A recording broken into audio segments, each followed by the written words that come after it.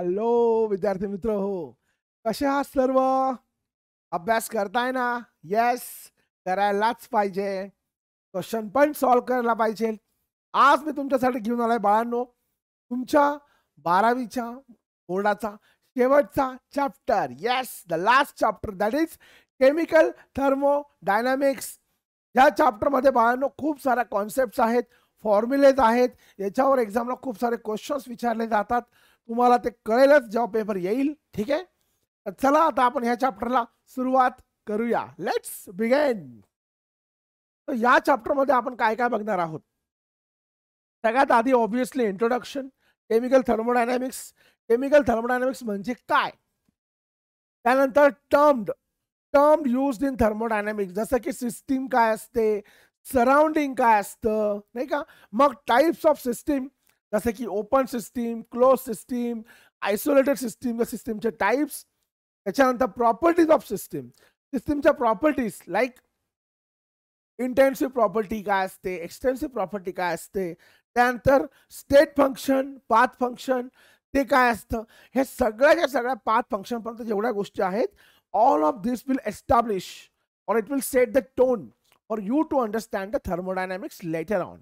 ठीक आहे. त्याच्यानंतर थर्मोडायनामिक इक्विलिब्रियम. थर्मोडायनामिक इक्विलिब्रियम म्हणजे नक्की काय असतो ते. त्याच्यानंतर प्रोसेस अँड इट्स टाइप्स, म्हणजे प्रोसेस म्हणजे बेसिकली काय बाबा, जेव्हा सिस्टीम एका इक्विलिब्रियम स्टेट कडून दुसऱ्या इक्विलिब्रियम स्टेट कडे जाते, जेव्हा ट्रान्झिशन होतं तिचं, त्या ट्रान्झिशनला आपण म्हणतो प्रोसेस. ओके. मग त्या प्रोसेसचे टाइप्स, जसे की isothermal process, isobaric process, isochoric process, adiabatic process, reversible process, हे सगळं काय ते आपण बघू. त्याच्यानंतर nature of heat and work. Nature of heat and work, heat and work काय असतं ते आपण बघू. त्यानंतर sign conventions of W and Q. Okay. Pressure volume work, which is very very very important. Pressure volume work काय ते. त्याच्यानंतर concept of maximum work and its expression. या चॅप्टर मधला one of the most important part, concept of maximum work and its expression. त्यानंतर internal energy काय असतं, what is first law of thermodynamics, another important part in this chapter. त्यानंतर first law for the various processes, जसं की isothermal process असेल तर first law काय राहील, आयसोबारिक असला तर काय राहील, आयसोकोरिक असला तर काय राहील, या सगळ्या गोष्टींचं application to first law of thermodynamics. त्यानंतर enthalpies of different physical transformation, म्हणजेच enthalpies of fusion, enthalpy of vaporisation, enthalpy of sublimation, हे सगळं या सगळ्या प्रोसेसचा एन्थॅल्पीज म्हणजेच फिजिकल ट्रान्सफॉर्मेशन. त्यानंतर enthalpy of chemical reaction, chemical रिॲक्शनचा एन्थॅल्पी काय असतो ते. त्यानंतर standard enthalpy of reaction, standard enthalpy of reaction आणि enthalpy of chemical reaction actually ते वन अँड द सेमच आहे. Standard enthalpy of chemical reaction म्हणजे जेव्हा सबस्टन्सची स्टँडर्ड स्टेट असते तेव्हा त्याला आपण म्हणतो standard enthalpy of chemical reaction. हे बँड नाही ऍक्च्युली, हे बॉन्ड एन्थॅल्पी आहे. बॉन्ड एन्थॅल्पी काय असतं ते. त्यानंतर Hess law of constant summation, one of the very very very very important point from this chapter. याला 2 star. Hess law of constant heat summation. Spontaneous process, another important point. त्यानंतर energy and spontaneity. Okay. One more important point, entropy. Entropy is also very important. मग entropy and spontaneity दोघांचं काय correlation आहे ते, म्हणजेच second law of thermodynamics. त्यानंतर Gibbs energy and spontaneity. Gibbs energy म्हणजे Gibbs free energy डेल्टाची, आणि स्पॉन्टॅनिटीचं काय कोरिलेशन आहे ते आपण बघू. त्याच्यानंतर स्पॉन्टॅनिटी अँड डेल्टा एच और delta S, one of the very very important part from this chapter. याच्यावर खूप सारे न्यूमेरिकल्स एक्झामला विचारतात. ठीक आहे. त्यानंतर Gibbs function and equilibrium constant. Gibbs function आणि इक्विलिब्रियम कॉन्स्टंट काय आहे यांचं कोरिलेशन. ठीक आहे. तर एवढ्या साऱ्या गोष्टी आपण ह्या चॅप्टरमध्ये कव्हर करणार आहोत, वन बाय वन. ठीक आहे. आलं लक्षात. आता let's begin with the introduction, that is chemical thermodynamics. आता केमिकल थर्मोडायनॅमिक्स म्हणजे काय बाळांनो, बघा बऱ्याचशा केमिकल रिॲक्शन होतात. आता ह्या केमिकल रिॲक्शन मध्ये सपोज ए आणि बी रिॲक्ट करताय, ए आणि बी रिॲक्ट करून तुम्हाला सी आणि डी मिळतोय, राईट. आता सी आणि डी मिळाला तर ह्या रिॲक्शनचा एक पर्टिक्युलर रेट असेल की रिॲक्शन फास्ट होणार, स्लो होणार. आता ऑब्विसली रिॲक्शन फास्ट होणार की स्लो होणार हे डिपेंड करतं की तुमच्या रिॲक्टन्सवर. तुमचे जे रिॲक्टन्स आहे ए आणि बी, हे रिॲक्टन्स कसे आहेत त्याच्यावर याचा रेट डिपेंड करतो, राईट. पण रेट जो आहे तो थर्मोडायनॅमिक्स मध्ये येत नाही. रेट कशामध्ये येतो बाळांनो? रेट येतो केमिकल कायनेटिक्स. केमिकल कायनेटिक्स सांगतो की रिॲक्शनचा रेट जास्त राहील की कमी राहील, ठीक आहे. थर्मोडायनॅमिक्स तुम्हाला ते सांगत नाही. थर्मोडायनॅमिक्स म्हणजे काय? Basically reversible. एखादी रिॲक्शन रिव्हर्सिबल राहील का इरिव्हर्सिबल राहील, एखादी रिॲक्शन एक्झोथर्मिक राहील की एंडोथर्मिक राहील, एखाद्या रिॲक्शनला जास्त हीट लागेल का कमी हीट लागेल, या सगळ्यांचा स्टडी म्हणजे chemical thermodynamics. Basically heat changes or temperature changes, or I would rather say energy changes involved in physical and chemical transformation. काय म्हटलं मी? Energy changes involved in physical and chemical transformation, and the study of those energy changes is called as chemical thermodynamics. म्हणजेच काय? The study of energy changes, the study of energy changes involved, the study of energy changes involved in physical and chemical transformation.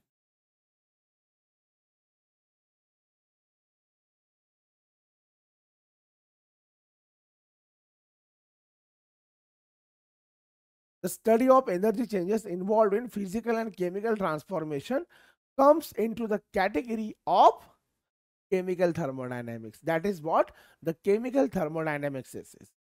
Technical अर्थ सांगायचं झाला तर thermo म्हणजे काय? Temperature. Thermo म्हणजे basically काय बाळांनो?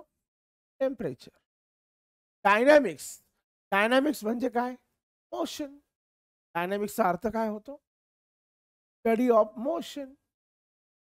ओके. आता टेम्परेचर तर ॲज सच मोशन आहे का इथे? नाही.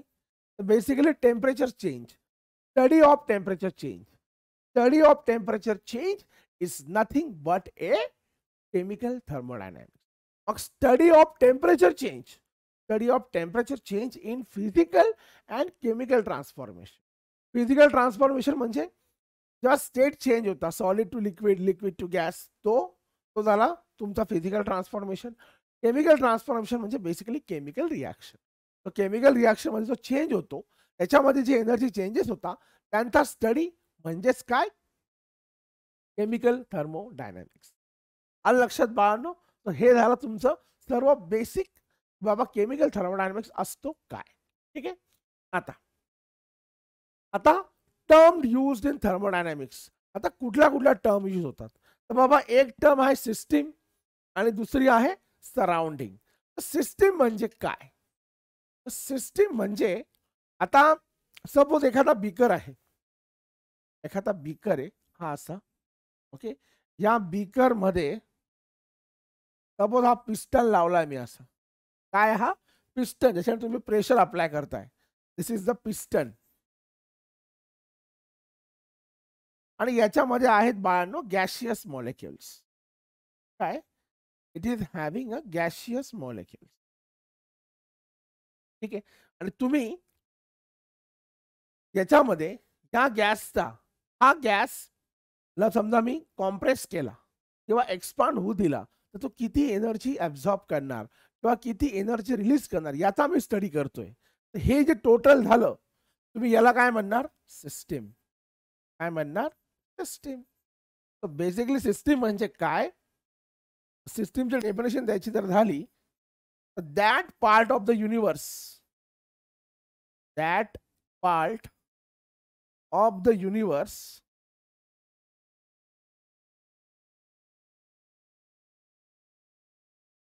which is under that part of the universe which is under thermodynamic consideration,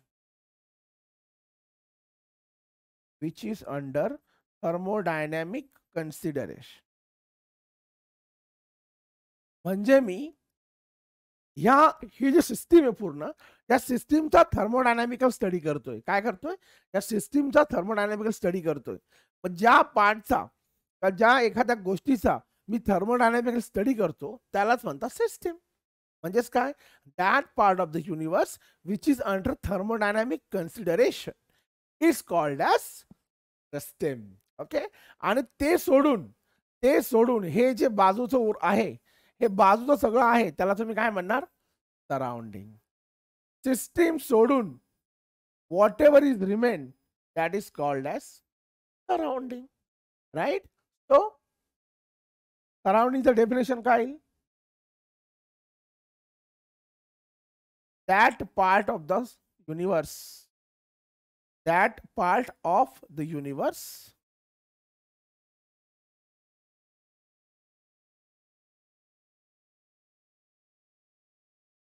which is not under, that part of the universe which is not under thermodynamic consideration.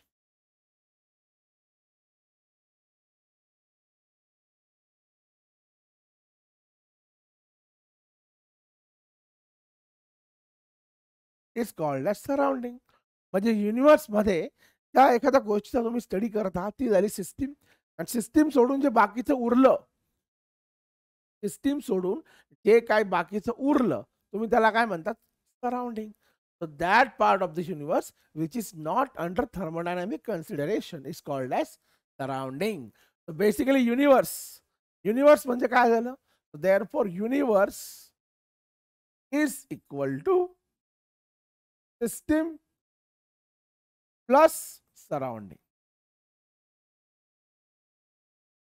काय झालं? System plus surrounding. Total universe is equal to system plus surrounding. आलं लक्षात? सिंपलशी definition आहे, याच्यात काही as such complication नाही आहे. ठीक आहे. आता जी काय सिस्टीम आपण बघितली त्या सिस्टीमचे सुद्धा बाळांनो 3 प्रकार आहे. There are 3 types of a system. What are those types? बघा 3 टाइप आहे. एक आहे तुमची ओपन सिस्टीम, एक आहे तुमची क्लोज सिस्टीम आणि तिसरी आहे तुमची आयसोलेटेड सिस्टीम. आता ओपन सिस्टीम म्हणजे काय? बाबा ही बघा, ही कप बशी तुम्हाला दिसत असेल. This is saucer, this is cup. ह्या कप मध्ये तुम्ही एखादी गरम कॉफी ठेवली किंवा गरम चहा ठेवला. तुम्ही गरम कॉफी किंवा गरम चहा ठेवला तर थोड्या वेळानंतर काय होणार? याची जी जो गरमपणा असतो थोड्या वेळाने कमी होऊन जातो. का कमी होतो? It adjusts with the temperature of the room. It adjusts with the temperature of the room. In other words, it loses the temperature. It loses the temperature to the room. त्याची जी हीट आहे ती बाहेर lost होऊन जाते. थोड्या वेळाने चहा थंड होतो म्हणजे एनर्जी लॉस झाली. ओके. दुसरं काय? मॅटर. याचे वेपर्स निघताय. वेपर्स निघाल्यामुळे काय होतं? तर तुम्ही ती कॉफी तशी ठेवली तर थोड्या वेळाने तुम्हाला कॉफीची क्वांटिटी कमी झालेली दिसेल. आता कमी झालेली दिसेल म्हणजे काय? वेपर्स ज्या आहेत त्याच्या वेपर्स हवेमध्ये एक्सकेप झाल्या. आता वेपर्स म्हणजे काय? वॉटर. वॉटर वेपर ना. सो म्हणजे बेसिकली मॅटर्स लॉस झाला की नाही. म्हणजे काय? ओपन सिस्टीम काय करते? ओपन सिस्टीम युनिवर्स सोबत किंवा सराउंडिंग सोबत, बेसिकली सराउंडिंग सोबत, सिस्टीम हा युनिवर्सचा पार्ट आहे आणि त्या युनिवर्स मध्ये आहे system, surrounding.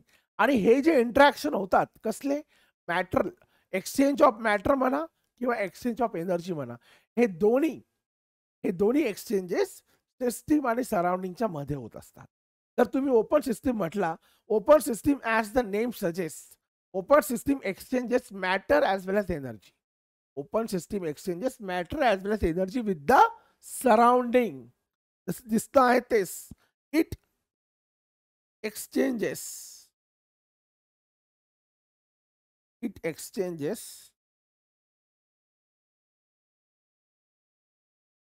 matter as well as energy. It exchanges matter as well as energy with the surrounding.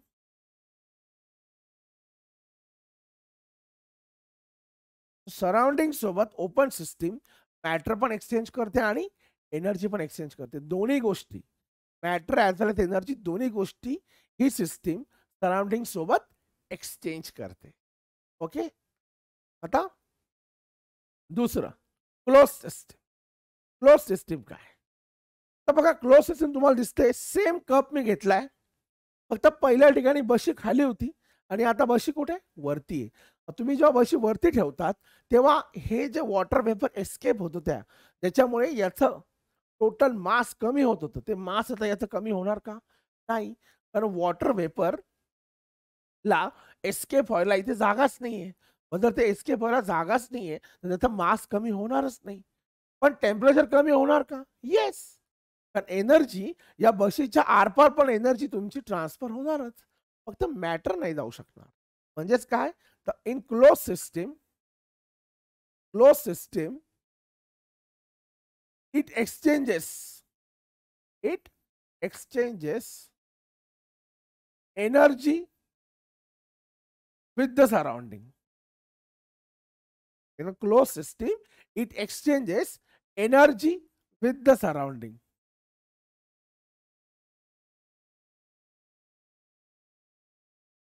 But not matter. He system matter exchange नाही करत. It does not exchanges matter with the surrounding, but it does exchanges energy with the surrounding. Open सिस्टीमच्या energy example द्यायचं राहिलं तर आपली स्वतःची body, we are exchanges energy as well as matter with the surrounding. आपण आपली body surrounding टेम्परेचरमुळे गरम पण होते आणि सराउंडिंग टेम्परेचरमुळे थंड पण होते. We are accepting the energy as well as releasing the energy. तसंच आपण खातो, सगळ्यांनाच माहिती आहे, खातो पण आणि ते पचत नाही ते सोडून पण देतो, राईट. तो म्हणजे आपण मॅटर पण एक्सचेंज करतो आणि एनर्जी पण एक्सचेंज करतो, राईट. बंद बॉटल, ही अशी माझी जी बंद बॉटल आहे, आता याच्यातून ही एनर्जी या रूम मध्ये जे टेम्परेचर आहे ते ही बॉटल ॲब्झॉर्ब करणार. किंवा समजा मी याला उन्हात ठेवलं तर उन्हात ठेवल्यावर पण उन्हाची जी गरमी आहे ते पण ही बॉटल ॲब्झॉर्ब करणार. म्हणजे एनर्जी एक्सचेंज होते, पण मॅटर एक्सचेंज होतोय का? याच्यातला वॉटर कमी जास्त होतंय का? तर नाही होते, कारण मी वरती झाकण ठेवलंय. तर मी ओपन केलं, ओपन सिस्टीम, क्लोज केलं, क्लोज सिस्टीम. आलं लक्षात? It exchanges energy with the surrounding but not matter. Lastly isolated system. आता तुम्हाला आयसोलेटेड सिस्टीम दिसत असेल की मी हे जे आहे क्लोज सिस्टीम म्हणा किंवा बोटल म्हणा, अशी अशी घेतली आणि कशात ठेवली? थर्मास मध्ये ठेवली. इन्सुलेटर म्हणजेच काय? थर्मास म्हणावं त्याला. काय म्हणा? Thermos flask. मी थर्मास फ्लास्क मध्ये याला ठेवलं. आता काय होणार? आता थर्मास फ्लास्क मध्ये याची मॅटर तर क्लोज सिस्टीम असल्यामुळे मॅटर तर असं पण एक्सचेंज नाही होते, पण आता एनर्जी सुद्धा एक्सचेंज होणार नाही. का? तर मी याच्या आसपास इन्सुलेशन लावलंय. काय लावलंय? I have cover this with the insulation. आणि हे इन्सुलेशन लावल्यामुळे आता ना मॅटर एक्सचेंज होणार ना एनर्जी एक्सचेंज होणार. किंवा ही बॉटल मी थर्मास मध्ये ठेवल्यावर ही सुद्धा काय होणार? Isolated system. म्हणून आपण याला काय म्हणतो? Isolated system. It does not exchanges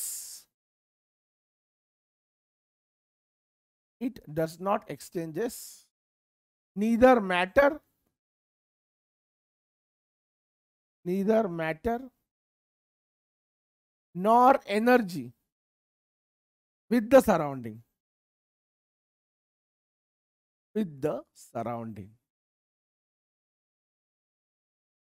surrounding सोबत मॅटर पण एक्सचेंज होत नाही आणि एनर्जी पण एक्सचेंज होत नाही. दोन्ही गोष्टी सराउंडिंग सोबत तो एक्सचेंज करत नाही. ओके बाळांनो, clear? Open system, close system and isolated system. Okay, ठीक आहे. चलो, moving ahead. Now properties of system. बघा, दोन मेन प्रॉपर्टीज आहे. एक एक्सटेन्सिव्ह प्रॉपर्टी आणि एक इंटेन्सिव्ह प्रॉपर्टी. एक्सटेन्सिव्ह प्रॉपर्टी काय, तर अशी property which depends on amount of matter present in the system. जसं की आता ह्या बॉटलमध्ये किती पाणी आहे, तर जेवढं पाणी असेल तेवढं ह्या वॉटरचं व्हॉल्यूम असणार. जेवढं पाणी असणार याच्यात तेवढं याचं व्हॉल्यूम असणार, किंवा याचं जेवढं पाणी असणार तेवढं त्याचं मास असणार. राईट. मग ह्या प्रॉपर्टी कशावर डिपेंड केल्या, की बाबा याच्यामध्ये किती मॅटर प्रेझेंट आहे तो. म्हणजेच काय, the property which depends on the property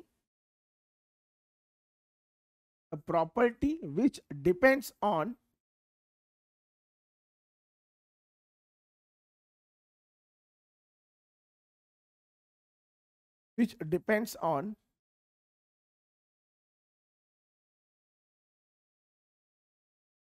amount of matter present in the system. The property which depends on amount of matter present in the system.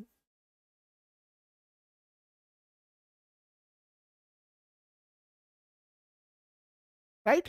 जसं की mass, volume, number of moles. Number of moles पण कशावर depend करणार बाळांनो, जेवढं जास्त मास राहणार किंवा जेवढा जास्त सबस्टन्स असणार तेवढेच तर नंबर ऑफ मोल्स असणार की नाही. Right. So mass, volume, number of moles, specific heat,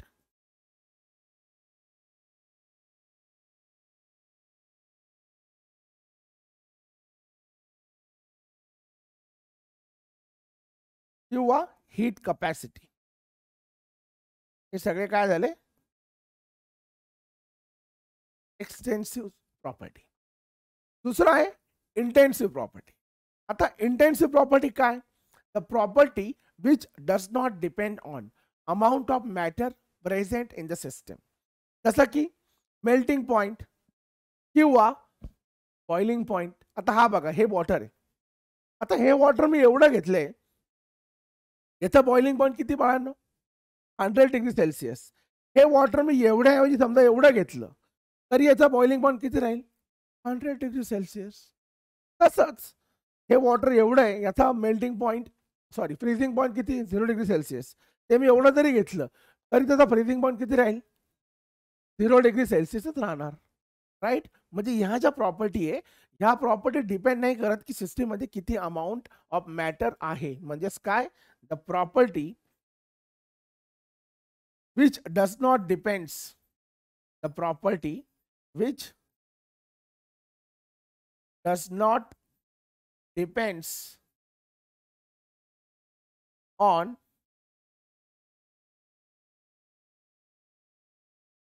amount of matter present in the system.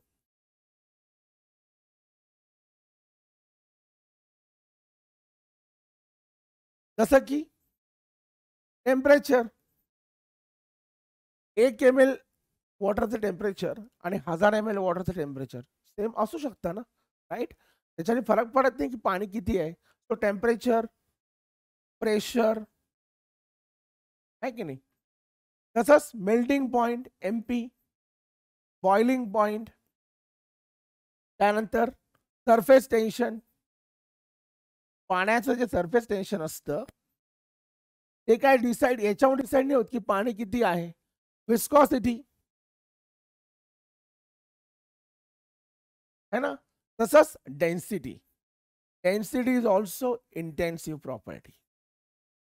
Density म्हणजे काय, mass by volume. Mass by व्हॉल्यूमचा जो रेशो आहे दॅट इज डेन्सिटी. आणि mass is extensive property, volume is also extensive property. म्हणजेच काय, ratio of two extensive properties. Ratio of two extensive properties always and intensive property. लक्षात ठेवा, ratio of two extensive properties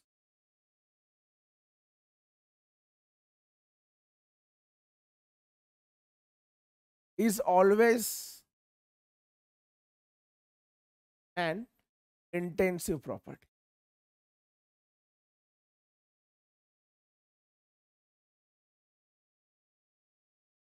okay, example density. Density is intensive property is equal to mass by volume. Mass by volume. Mass पण तुमचा extensive आहे आणि volume सुद्धा तुमचा काय extensive आहे. आलं लक्षात? ओके, लक्षात राहील. एक्झामला याच्यावर क्वेश्चन येतो म्हणून तुम्हाला स्पेशली मी सांगून ठेवलं. ओके, चलो मुव्हिंग अहेड. State function. आता स्टेट फंक्शन म्हणजे काय बाळांनो? तर बघा, एखादी गोष्ट जर तुम्हाला डिफाईन करायची असेल तर तुम्हाला म्हणजे एखाद्या गोष्टीची स्टेट जर तुम्हाला डिफाईन करायची असेल तर तुम्हाला काही प्रॉपर्टीची हेल्प घ्यावी लागते. जसं की एखादी व्यक्ती आजारी आहे का व्यवस्थित आहे हे चेक करत असेल तुम्ही काय बघाल? त्या व्यक्तीचं नॉर्मल वजन किती असायला पाहिजे, त्या व्यक्तीचं ओरिजिनल वजन आता किती आहे. तुम्ही वजन बघाल, हाईट बघाल, त्यानंतर तुम्ही काय चेक कराल की स्किन चांगली आहे की नाही, टेम्परेचर जास्त आहे कमी जास्त आहे का की, डोळे लाल तर नाहीये, घशाला सुस्त नाहीये, या सगळ्या गोष्टी तुम्ही चेक करणार. राईट. तर हे काय झालं, या प्रॉपर्टीज झाल्या. तसंच बाळांनो एखादी सिस्टीम जर तुम्हाला डिफाईन करायची असेल तर तुम्हाला त्याच्या काही प्रॉपर्टीज मेजर करावं लागतात. जसं की ही सिस्टीम बघा. आता या सिस्टीमचं प्रेशर आहे P1, व्हॉल्यूम आहे V1, टेम्परेचर आहे T1 आणि n नंबर ऑफ मोल्स. ठीक आहे. तर ही जी स्टेट आहे सिस्टीमची, ही जी स्टेट मला डिफाईन करायची असेल तर मला काही प्रॉपर्टीजची व्हॅल्यू सांगावं लागेल. जसं की प्रेशर, व्हॉल्यूम, टेम्परेचर किंवा नंबर ऑफ मोल्स. मग ह्या व्हॅल्यू सांगितल्यावर मला ती सिस्टीम कुठल्या स्टेटमध्ये आहे हे कळेल. आलं लक्षात?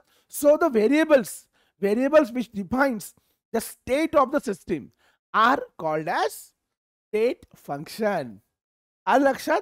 So pressure, volume, temperature, number of moles हे काय करतात बाळांनो? हे एखाद्या सिस्टीमची स्टेट डिफाईन करतात. ठीक आहे. सो इन अदर वर्ड्स आपण लिहू शकतो द व्हेरिएबल्स का म्हणतोय मी? प्रेशर चेंज होतं, व्हॉल्यूम चेंज होतं, नंबर ऑफ मोल्स पण चेंज होतात आणि टेम्परेचर सुद्धा चेंज होतं, म्हणून आपण त्यांना व्हेरिएबल म्हणू शकतो. Right. So the variables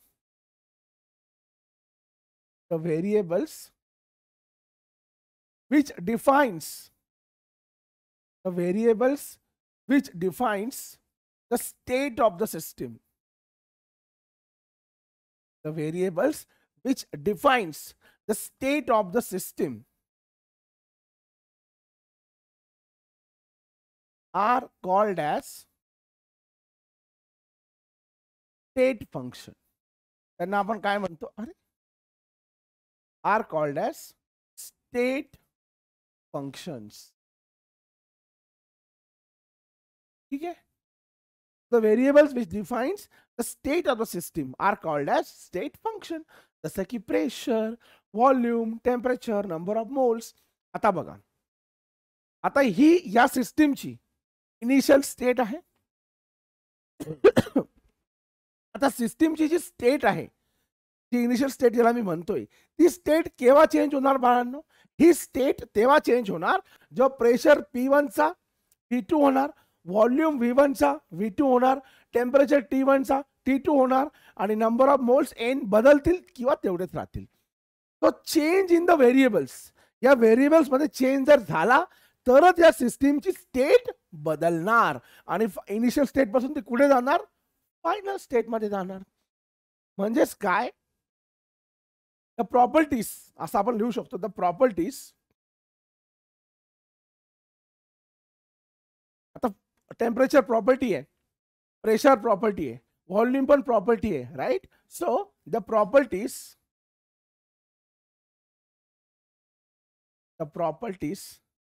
which depends on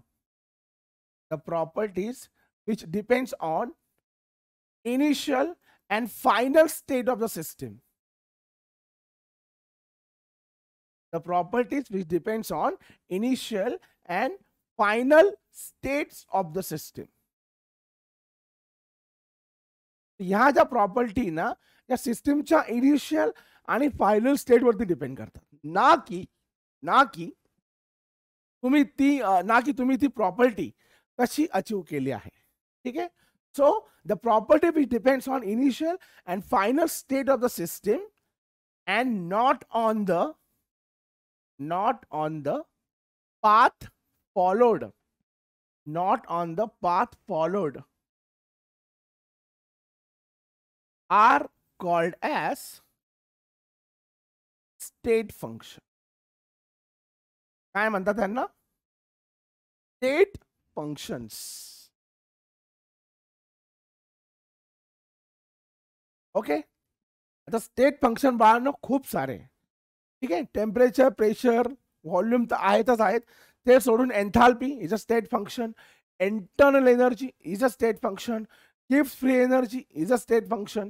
हे पुढे जाऊन आपण सगळे बघणारच की बाबा वेगवेगळे स्टेट फंक्शन कसे आहे ते आपण पुढे बघणारच आहोत. ठीक आहे, आलं लक्षात? ओके, चलो moving ahead. Then next path function. आता पाथ फंक्शन म्हणजे काय तर बघा, जसं तुम्ही स्टेट फंक्शन आता बघितलं तर स्टेट फंक्शन बाळांनो कशावर डिपेंड करत होतं? स्टेट फंक्शन डिपेंड करत होतं तुमच्या इनिशियल आणि final state of the system वरती, पाथ वरती फॉलो करत नव्हतं. पाथ फंक्शन काय असणार? तर the property of a system, the property of system which depends on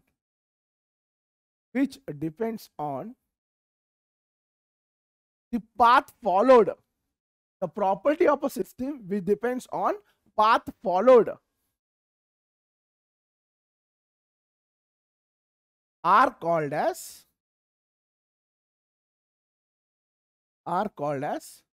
path functions. Are called as path functions. ठीक आहे, याचे एक्झाम्पल दोनच आहे. एक आहे वर्क आणि दुसरं आहे हीट. काय बाळांनो? Work and heat. आता वर्क काय ते आपण पुढे बघणारच. वर्क म्हणजे प्रेशर, व्हॉल्यूम वर्क असतं, रिव्हर्सिबल वर्क असतं, ते आपण पुढे बघूच. हीट म्हणजे काय? Heat, it is a method by which system exchanges energy with the surrounding. It is a method by which system exchanges, not heat, energy with the surrounding. Energy with the surrounding.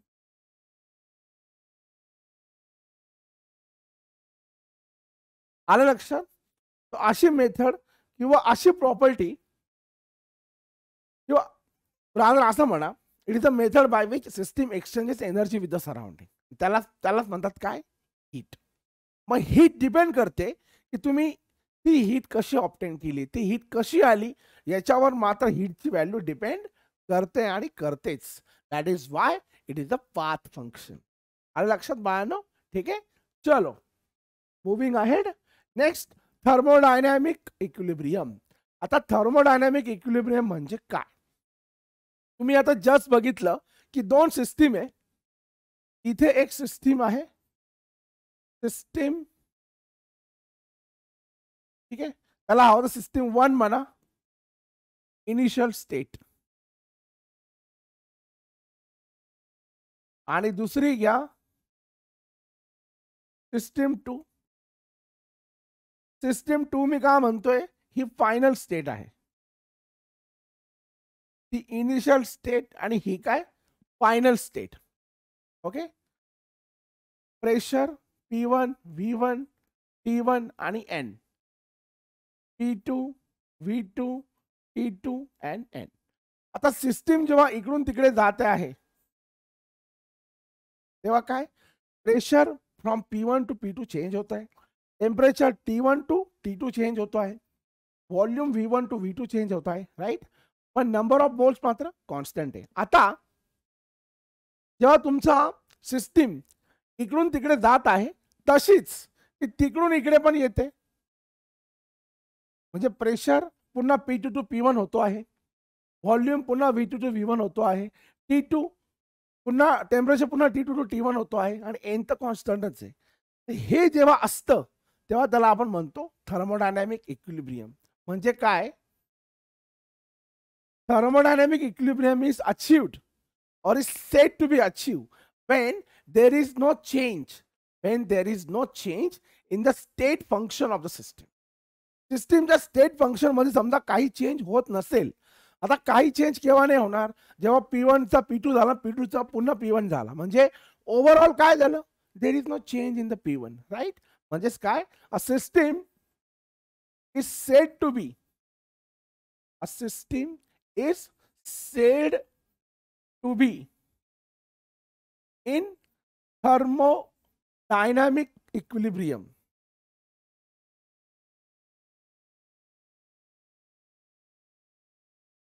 A system is said to be in thermodynamic equilibrium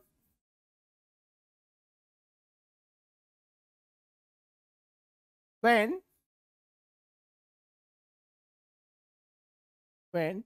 there is no change, in the state functions of the system.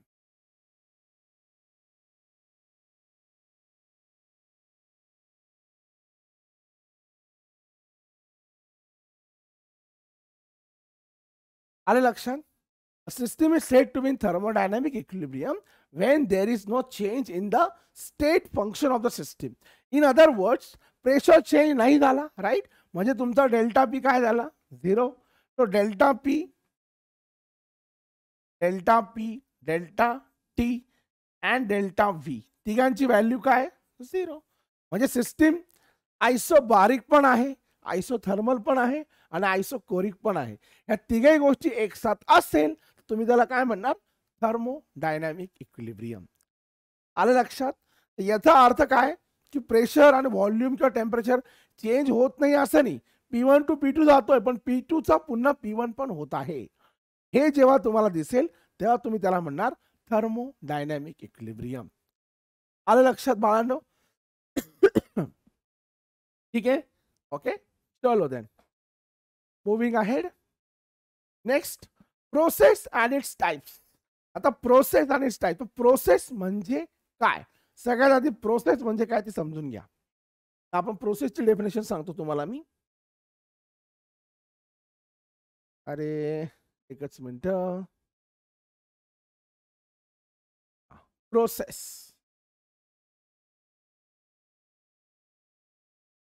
आता प्रोसेसला define करायचं असेल तर कसं define करणार? बघा, त्या मेथडनं तुम्हाला एवढं तर कळालं आहे की सिस्टीम आणि सराउंडिंग यांच्यामध्ये एनर्जी एक्सचेंज होते, right?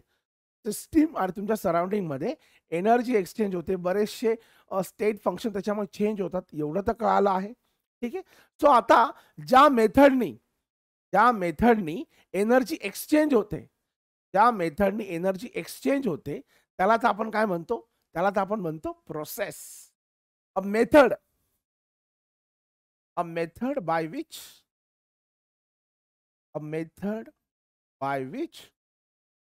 system exchanges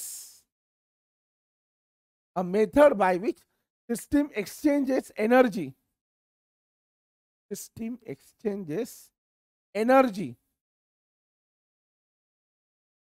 with the surrounding.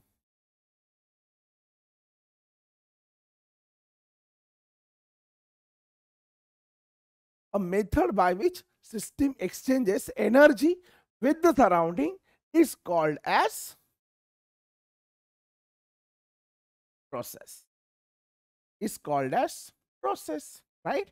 मग आता प्रोसेसचे बरेच एक्झाम्पल आहे.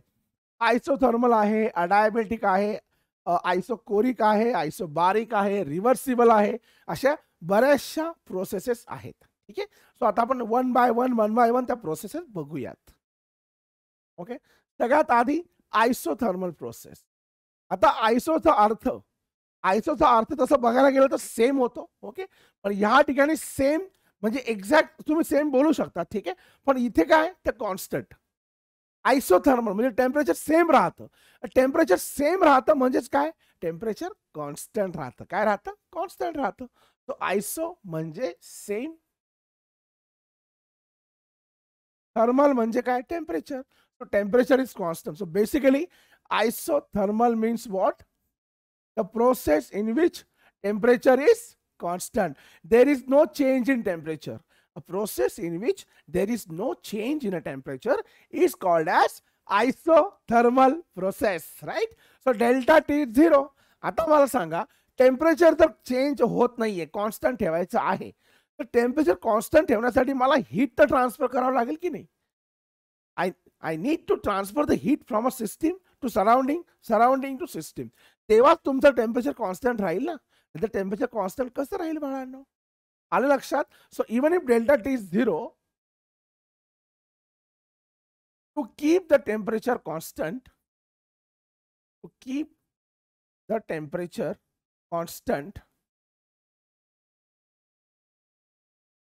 there should be an exchange. There should be an exchange of heat between system and surrounding. Between system and surrounding. System आणि surrounding मध्ये तुम्हाला दोघांमध्ये temperature जर कॉन्स्टंट ठेवायचं असेल बाळांनो, तर हीट ट्रान्सफर करावीच लागेल. सपोज सिस्टीम तुमची 30 डिग्री सेल्सिअसला आता आहे आणि सराउंडिंग आहे 35 ला. तर दोघांचं टेम्परेचर, सिस्टीमचं टेम्परेचर T1 आहे, सराउंडिंगचं T2 आहे. मग T2 - T1 0 कुठे होतोय? T2 - T1 तुमचा आता 5 डिग्री आहे. मग तुम्हाला जर हा सेम ठेवायचा असेल तर सराउंडिंग पासून सिस्टीमकडे हीट ट्रान्सफर करावंच लागेल. मग हीट ट्रान्सफर केल्यानंतर दोघांचं टेम्परेचर सेम होणार आणि मग डेल्टा टी 0 होणार. म्हणजेच काय, तुम्हाला हीट ट्रान्सफर हा करावाच लागेल, राईट? मग तुम्ही हीट ट्रान्सफर जरी केला बाळांनो, तर टेम्परेचर कॉन्स्टंट असल्यामुळे, टेम्परेचर चेंज न झाल्यामुळे overall internal energy of the system काय होते? ती मात्र 0च होते. का 0 होते? कारण तुमचं टेम्परेचर कॉन्स्टंट आहे. टेम्परेचर जर व्हेरी झालं तर इंटरनल एनर्जी व्हेरी होते बाळांनो. Internal energy is a function of a temperature. Temperature जर व्हेरी झालं तरच तुमची इंटरनल एनर्जी सुद्धा व्हेरी होते. जर टेम्परेचर कॉन्स्टंट असेल तर इंटरनल एनर्जी सुद्धा कॉन्स्टंट राहते. म्हणजेच काय राहते? 0. So therefore, if the temperature is 0, delta U is also 0. आलं लक्षात? Okay. Second, isobaric. As the word suggest, bar कुठे यूज करतो आपण? प्रेशर. आयसो म्हणजे काय? सेम प्रेशर म्हणजे काय? Temperature keeping constant. So the processes in which the pressure is constant, or the processes in which there is no change in pressure. म्हणजेच काय? Delta P is equal to 0. So the processes which involves no change in pressure. The processes which involves no change in pressure is called as isobaric process. Laboratory मध्ये ज्या chemical reactions होतात ना बाळा, chemical reactions, laboratory मध्ये ज्या chemical reaction करतो ना आपण, त्या ओपन वेसल वाला रिएक्शन असतात. ओपन वेसल म्हणजे काय? त्यांच्यावरती जे प्रेशर आहे ते ॲटमॉस्फेरिक प्रेशर जे आहे ना आपलं, ते ॲटमॉस्फेरिक प्रेशर आहे. आणि हे ॲटमॉस्फेरिक प्रेशर किती आहे? 1 ॲटमॉस्फेअर. मग हे ॲटमॉस्फेरिक प्रेशर काय असतं बाळांनो? कॉन्स्टंट असतं ना. हे बदलतं का? नाही बदलत. This atmospheric pressure is constant 1 atm. तर त्या 1 atm ला जे रिॲक्शन होतात ओपन वेसल मध्ये, त्या सुद्धा काय असतात? आयसोबारिक प्रोसेस मध्येच तुम्हाला त्या केमिकल रिॲक्शन होताना दिसतील. सो chemical reactions performed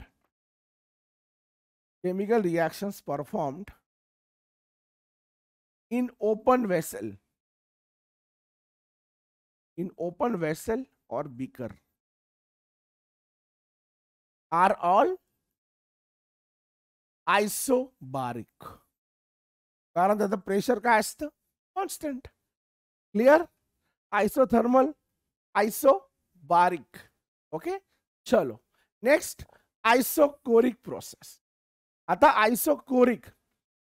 आइसोकोरिकला काय कॉन्स्टंट असतो? Volume. Volume is constant. whenever the process change happens, there is no change in the volume of the system. So V1 is equal to V2, and therefore delta V delta V is equal to 0. A process in which there is no change in the volume of the system is called as isochoric. Delta V is equal to 0. Okay. Next, adiabatic process. आता adiabatic process म्हणजे काय? तर adiabatic process म्हणजे अशी process where Q is equal to 0. तुम्ही मला Q काय? Q म्हणजे काय? A process in which there is no exchange of heat between system and surrounding.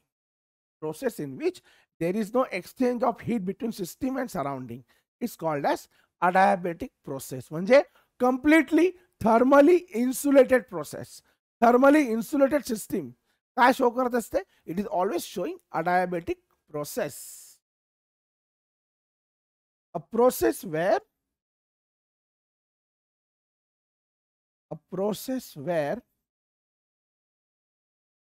there is no exchange of heat.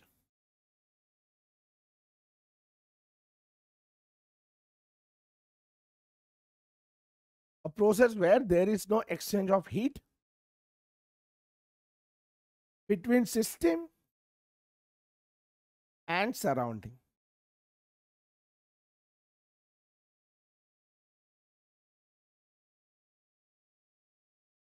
Are called as adiabatic process. ठीक आहे. So basically Q is equal to 0. आता काही ठिकाणी बाळांनो हा Q small घेतात किंवा काही ठिकाणी कॅपिटल पण घेतात. You can also take the capital.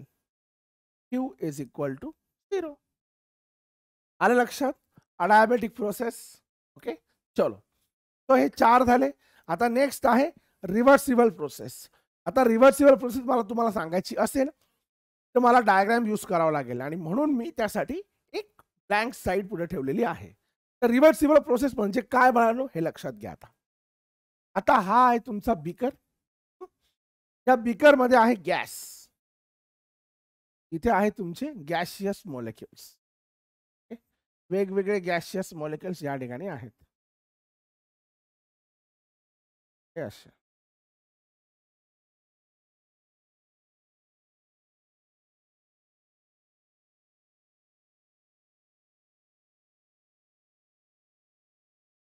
आणि इथे वरती आहे piston.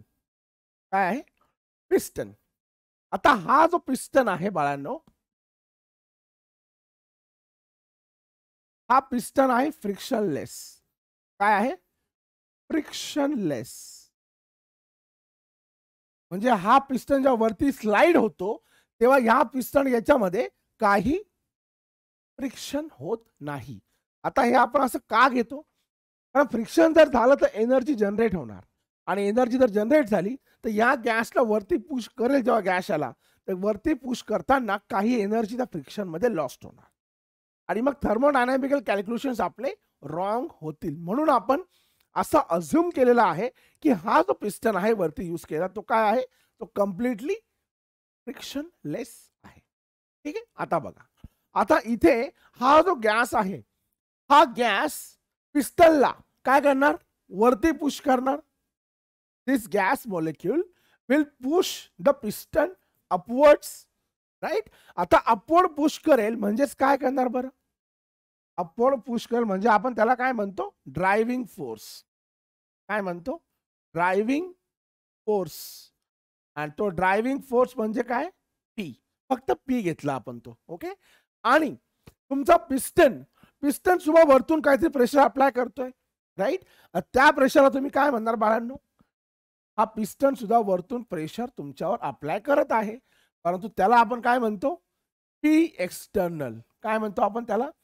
We call that as P external. का?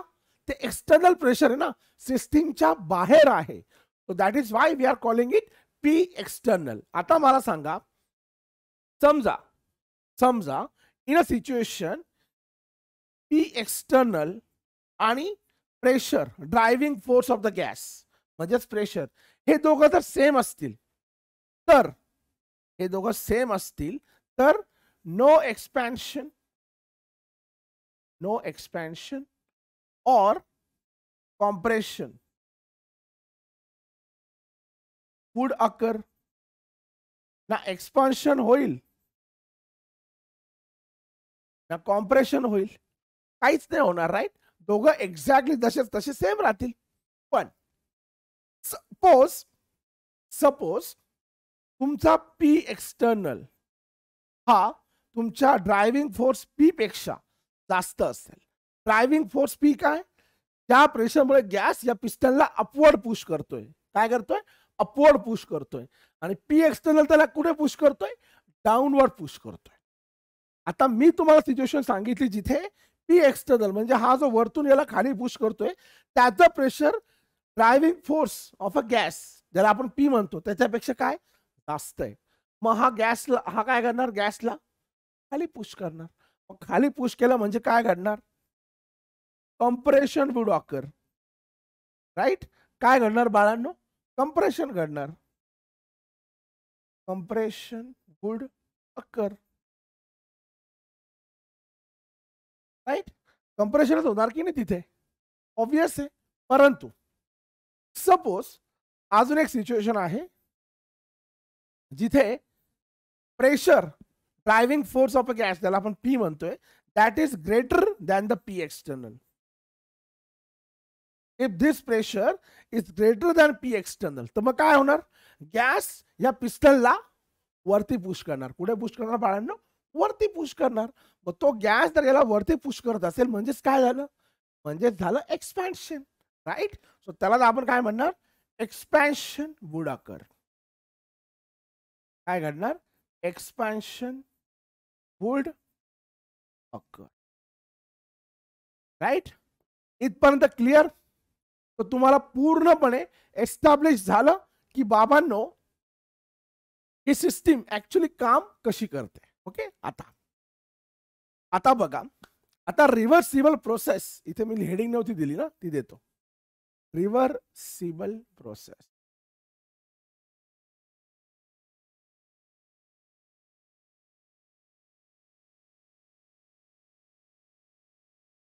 आता या रिव्हर्सिबल प्रोसेस मध्ये सपोज हा जो पी एक्सटर्नल आहे ना, त्या पी एक्सटर्नलचं जे प्रेशर आहे ते एकदम थोडस काय, एकदम थोडस कमी आहे तुमच्या ओरिजिनल ड्रायव्हिंग फोर्स पेक्षा. सपोज आता इथे मला जागा हवी म्हणून मी असं करतोय, ठीक आहे. Suppose P external is infinitesimally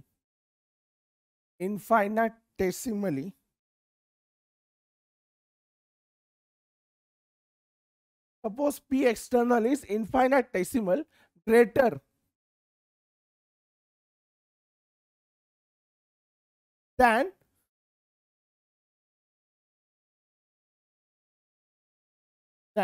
driving force of the gas.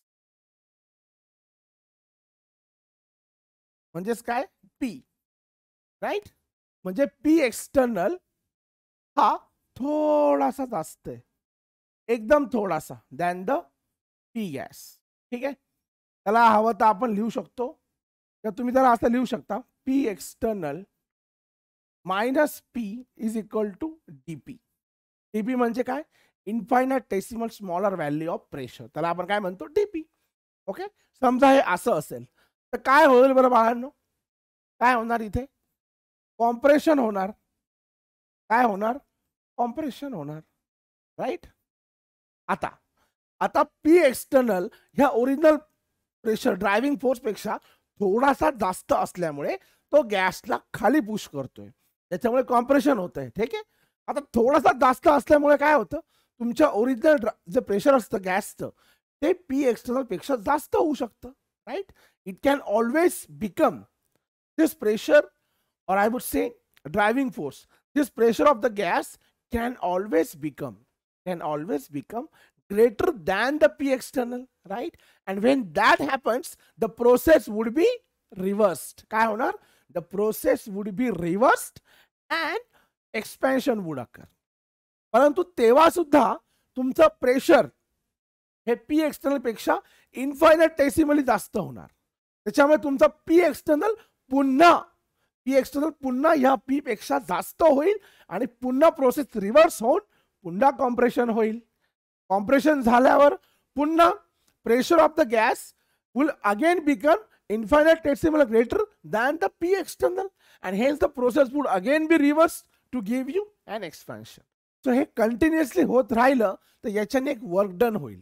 ठीक आहे. आता वर्क डन जास्त कमी ते आपण नंतर बघू, पण हे कंटिन्युअसली होत राहतं केव्हा, जेव्हा दोघांपैकी एक प्रेशर हे दुसऱ्यापेक्षा इन्फायनाइटेसिमल अमाऊंटने, इन्फायनाइटेसिमल म्हणजे काय, एकदम थोडीशी अमाऊंट, एकदम थोडीशी.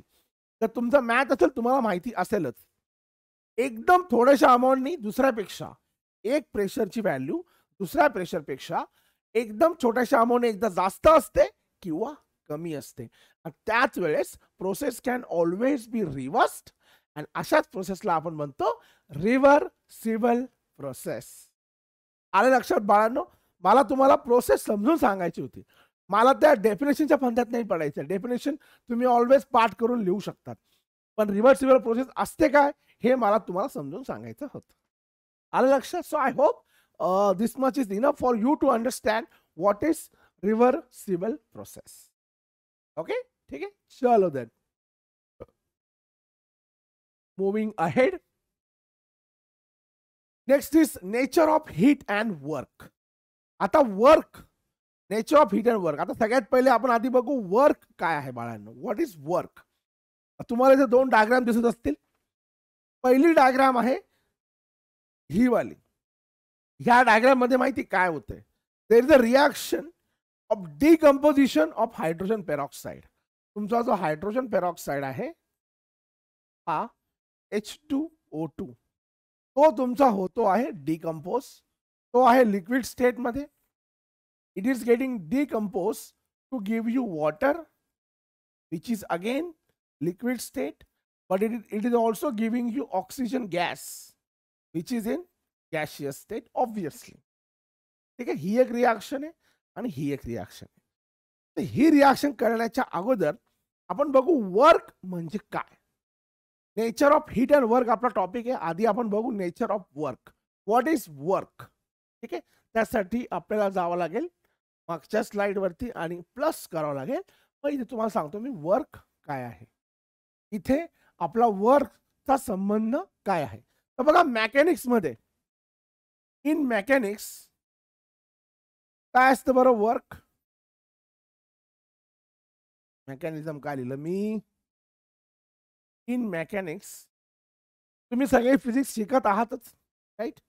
मेकॅनिक्स मध्ये वर्क काय असतं. Work is a energy.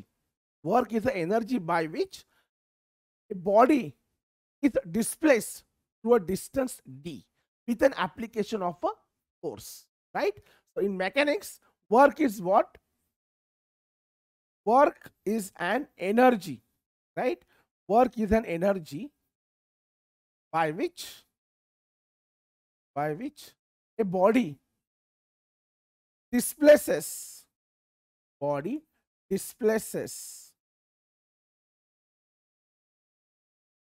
through a distance. Body displaces through a distance d, through a distance d with an application of force, with an application of force F,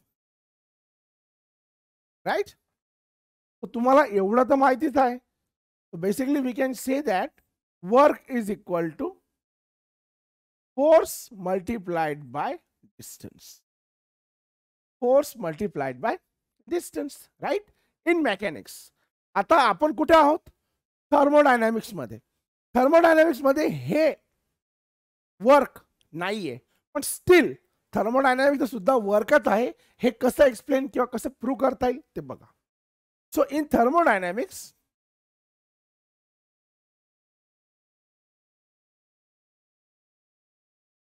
thermodynamics म्हणजे आपलं जे pressure concern आहे, in thermodynamics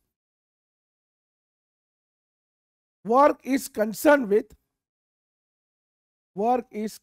with pressure volume work only. कुठलं work? Pressure volume work only. So in thermodynamics work is equal to product of pressure and volume.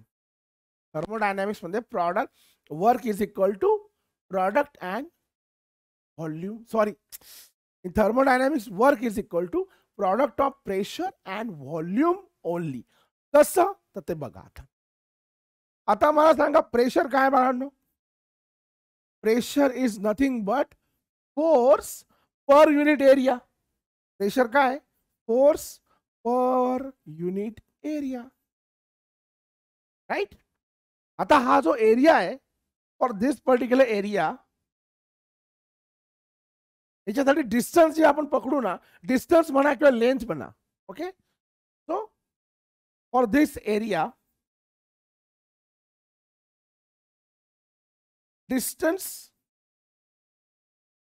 और length, distance or length,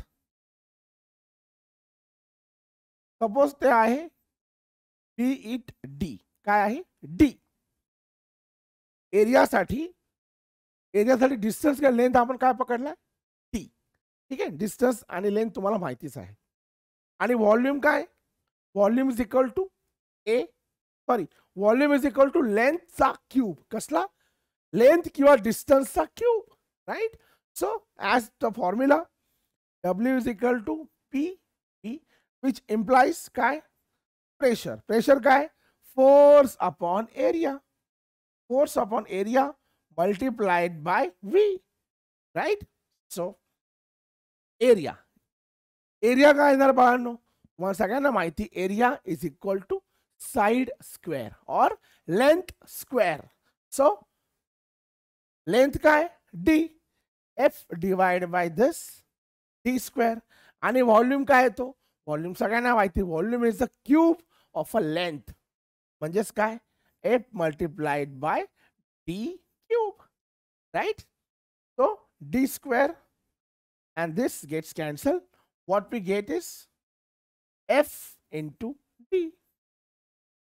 So work is equal to F into D and work is equal to F into D. Hence proved. आलं लक्षात?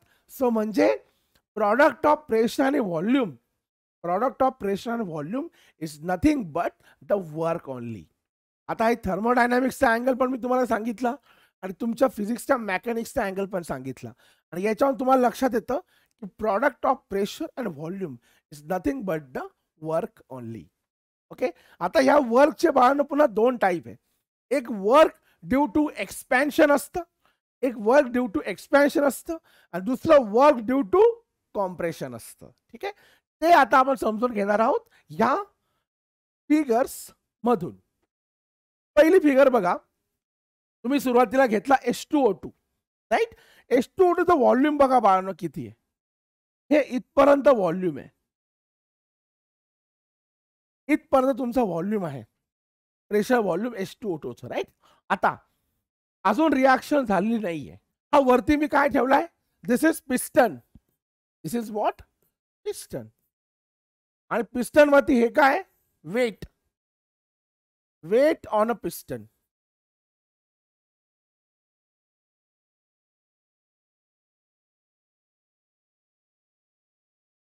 Right. आता जेव्हा H2O2 reaction होणार तर बघा H2O2 liquid आहे. ह्या लिक्विडचा काय बनला? गॅस. आणि O2.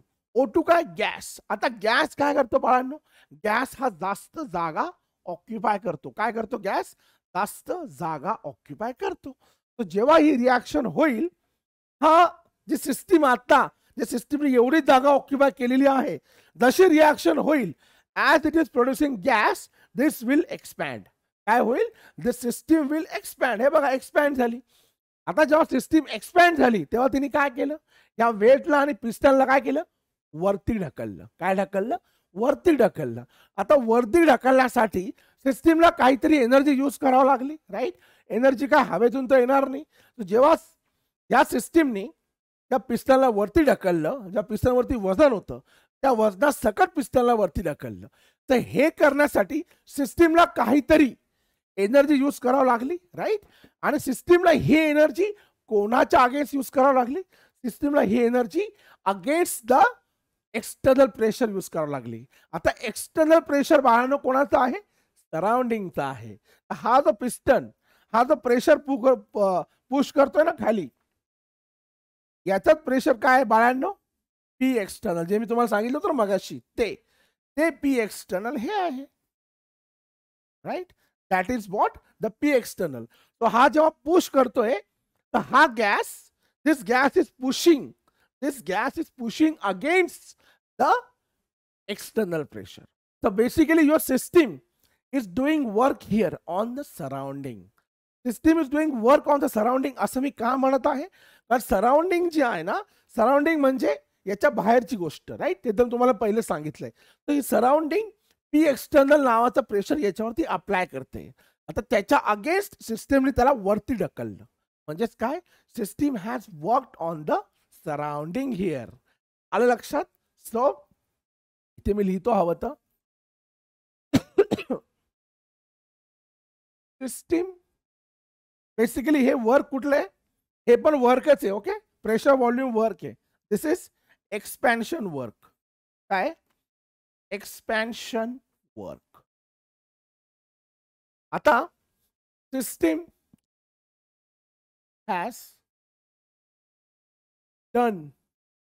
Has done work against, system has done work against surrounding, against external pressure, or we can say that system has done work on the surrounding. Surrounding वरती सिस्टीमनं work केलं आहे. आणि ते करताना काय झालं? System has done work on the surrounding at the expense of its own energy. At the expense of its own energy. का? कारण सिस्टीमला जेव्हा पुश करायचं असतं पिस्टनला वरती, तर त्याला एनर्जी कुठून? एनर्जी हवेतून तर येणार नाही की असं तपश्चर्याला बसलं आणि विष्णू आला. ना ना ना, सिस्टीम जी बसली आहे, सिस्टीम पिस्टनला वरती पुश करते. म्हणजे सिस्टीमची स्वतःची जी स्टोर्ड एनर्जी आहे ती ते यूज करते. त्याला आपण म्हणतो इंटरनल एनर्जी. ती जी स्टोर्ड एनर्जी ती ते यूज करते, राईट? मग ती स्टोर्ड एनर्जी युटिलाइज होते. म्हणजे काय होते? डिक्रीज होते. अलग लक्षात? System has done work on the surrounding at the expense of what?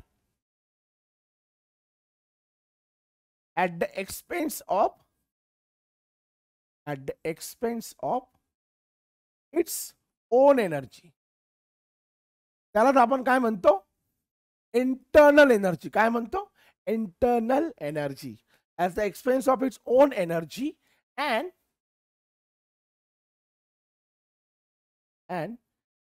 in the process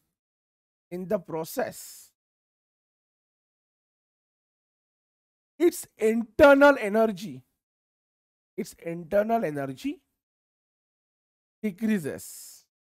काय होते? त्याची इंटरनल एनर्जी डिक्रीज होते. याला आपण काय म्हणतो? Expansion. Work due to expansion. काय म्हणतो बाळांनो? Work due to expansion. ठीक आहे, हे तर मी तुम्हाला पूर्ण लिहून दिलेलं आहे या ठिकाणी. तुम्ही ते वाचू शकता. हे मी लिहून देत नाही. का सांगतो? ही रिॲक्शन अमोनिया आणि HCl मधली आहे. ठीक आहे, आता बघा, अमोनिया जो आहे तो गॅस आहे. ठीक आहे, HCl जो आहे तो सुद्धा बाळांनो काय आहे? गॅस आहे. आणि दोघं जेव्हा रिॲक्ट करतील, what you get is NH4Cl. आणि तो काय? Solid. That is solid. So हा गॅस इथे रिॲक्ट करताय NH3 प्लस HCl. आणि NH3 गॅस आहे, HCl पण गॅस आहे. दोघांची रिॲक्शन जेव्हा होईल, what you get is NH4Cl. आता NH4Cl काय? सॉलिड. तुम्हाला दिसत असेल हे दोघं गॅस असल्यामुळे याचं व्हॉल्यूम इथपर्यंत पसरलेलं आहे, बरोबर?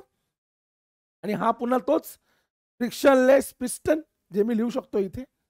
हे आता इथून पुढे जर पिस्टन असेल ना बाळांनो, तर फ्रिक्शनलेसच असेल. ठीक आहे, त्याच्यामुळे मी ते सारखं मेन्शन नाही करणार.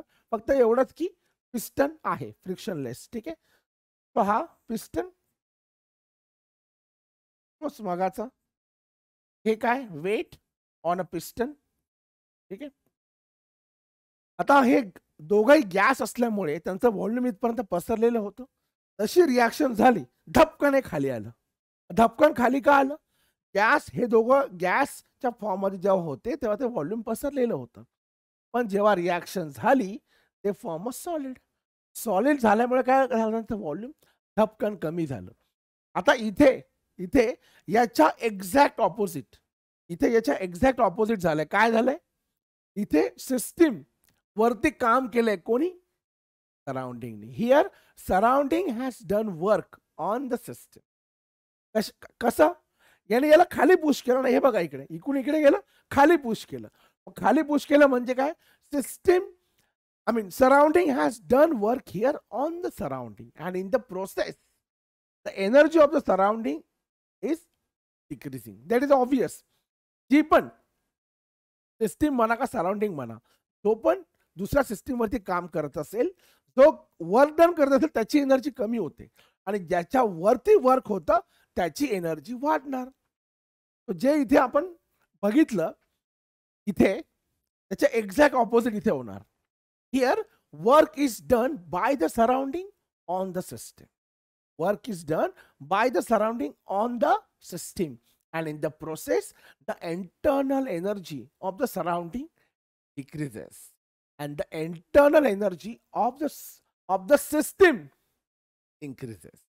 And such a work done is called as work done due to compression. काय म्हणता बाळांनो याला? Work done due to compression.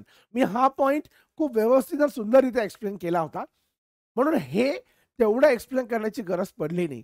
ते इथे घडतंय त्याच्या एक्झॅक्ट ऑपोजिट इथे घडतंय. तर तुम्हाला जर हे कळालं असेल तर हे तर डेफिनेटली कळणार. आलं लक्षात? सो याला आपण काय म्हणतो? Work done.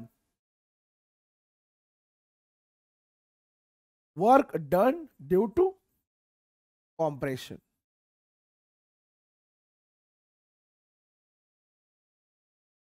Work done due to compression. आलं लक्षात? ठीक आहे, चलो देन. आय होप तुम्हाला क्लिअर झालं असेल what is heat, sorry what is work. Okay, आता sign convention of W and Q. W and Q, W म्हणजे वर्क डन, क्यू म्हणजे काय? हीट. आता हीट पहिले लक्षात घ्या, हीट म्हणजे काय? हीट डब्ल्यू, अरे काय लिहितोय मी? डब्ल्यू नाही, क्यू. आता वर्क डन तुम्हाला कळालं. आता हीट म्हणजे काय? मला वाटतं हीट मी थोड्या वेळापूर्वी सांगितलं होतं, तरी पुन्हा एकदा सांगतो. It is a process by which, process म्हणण्याऐवजी सिस्टीम म्हणू आपण. सिस्टीम नाही, हा, it is a method, it is a method by which system exchanges energy with the surrounding. It is a method by which system exchanges energy with the surrounding. So ही ती method आहे ज्याच्यानं system तिच्या surrounding सोबत energy काय करते? Exchange करते. काय करते? Exchange करते. ओके बाळांनो, आता साइन कन्व्हेन्शन्स काय ते बघा. समजा प्लस डब्ल्यू असेल, प्लस डब्ल्यू. आता बघा, आपण थर्मोडायनामिक्स मध्ये सगळ्या जगाचा विचार नाही करत, आपण कसला विचार करतो? सिस्टीमचा. जी सिस्टीम ज्या बीकर मध्ये रिॲक्शन होत आहे, आपण फक्त त्याच बीकरचा विचार करतो. त्याच्या आसपास, त्याच्या बाहेर जे पण आहे त्याला आपण काय म्हणतो? सराउंडिंग. काय म्हणतो? Surrounding. So here we are only concern with the system. Okay, म्हणून मग प्लस डब्ल्यू म्हणजे काय? प्लस डब्ल्यू चा अर्थ काय?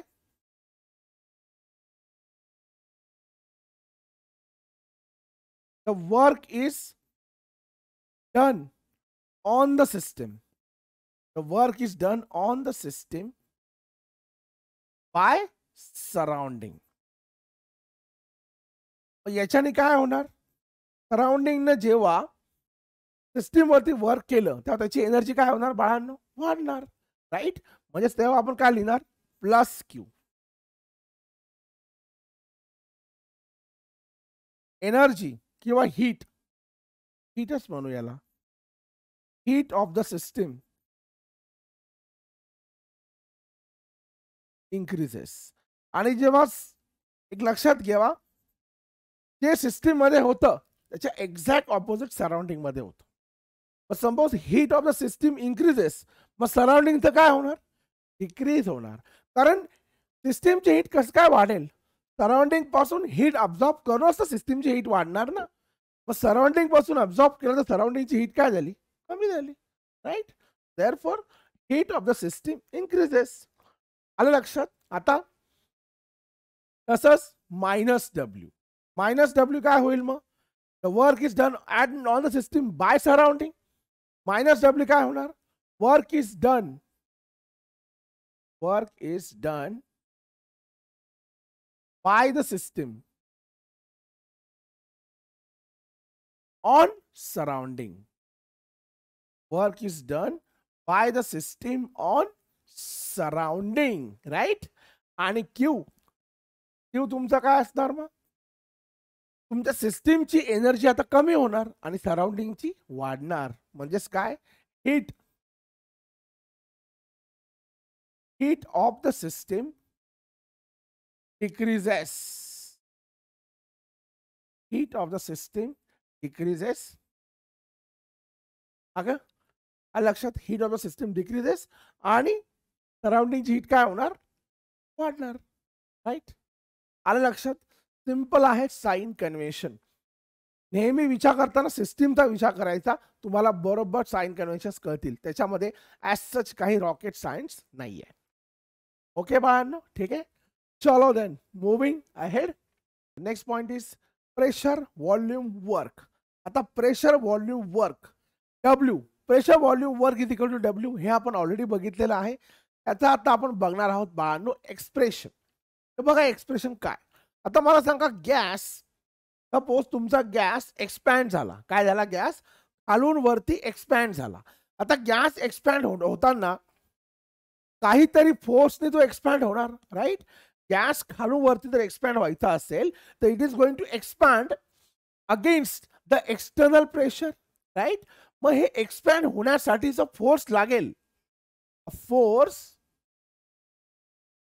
Force required by gas, force required by gas, force required by gas to expand. काय असणार बरं, गॅसला समजा खालून वरती एक्सपॅन्ड व्हायचं असेल तर जो फोर्स लागेल तर तो काय असणार बाळांनो, तर तो फोर्स नेहमी काय असणार, force is equal to pressure असणार. राईट, कारण कुठलं pressure, the pressure with which the gas moves upwards, the pressure with which the gas moves upwards, तर ते प्रेशर लागणार. मल्टिप्लाइड बाय एरिया, यांनी जेवढा एरिया, हा जो एरिया कव्हर केला आहे तो एरिया. राईट, पिस्टन तुमचा जो पण एरिया कव्हर केलाय तो एरिया. तो basically force is equal to multiplied by P into area, into काय बाळांनो, एरिया. राईट, आलं लक्षात. आता आता तो पी तुम्ही घेतलाय, P is what, P is the pressure with which gas is moving upwards. P is the pressure with which gas expands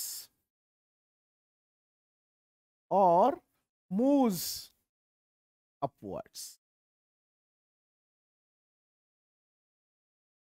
बरोबर. आता मला सांगा, या ठिकाणी जो काही एरिया त्याने कव्हर केलेला आहे, तर एरियाने ज्या काय प्रेशरने तो गॅस खालून वरती जातो आहे, वरती गेल्यावर तो ह्या लेवलला थांबेल.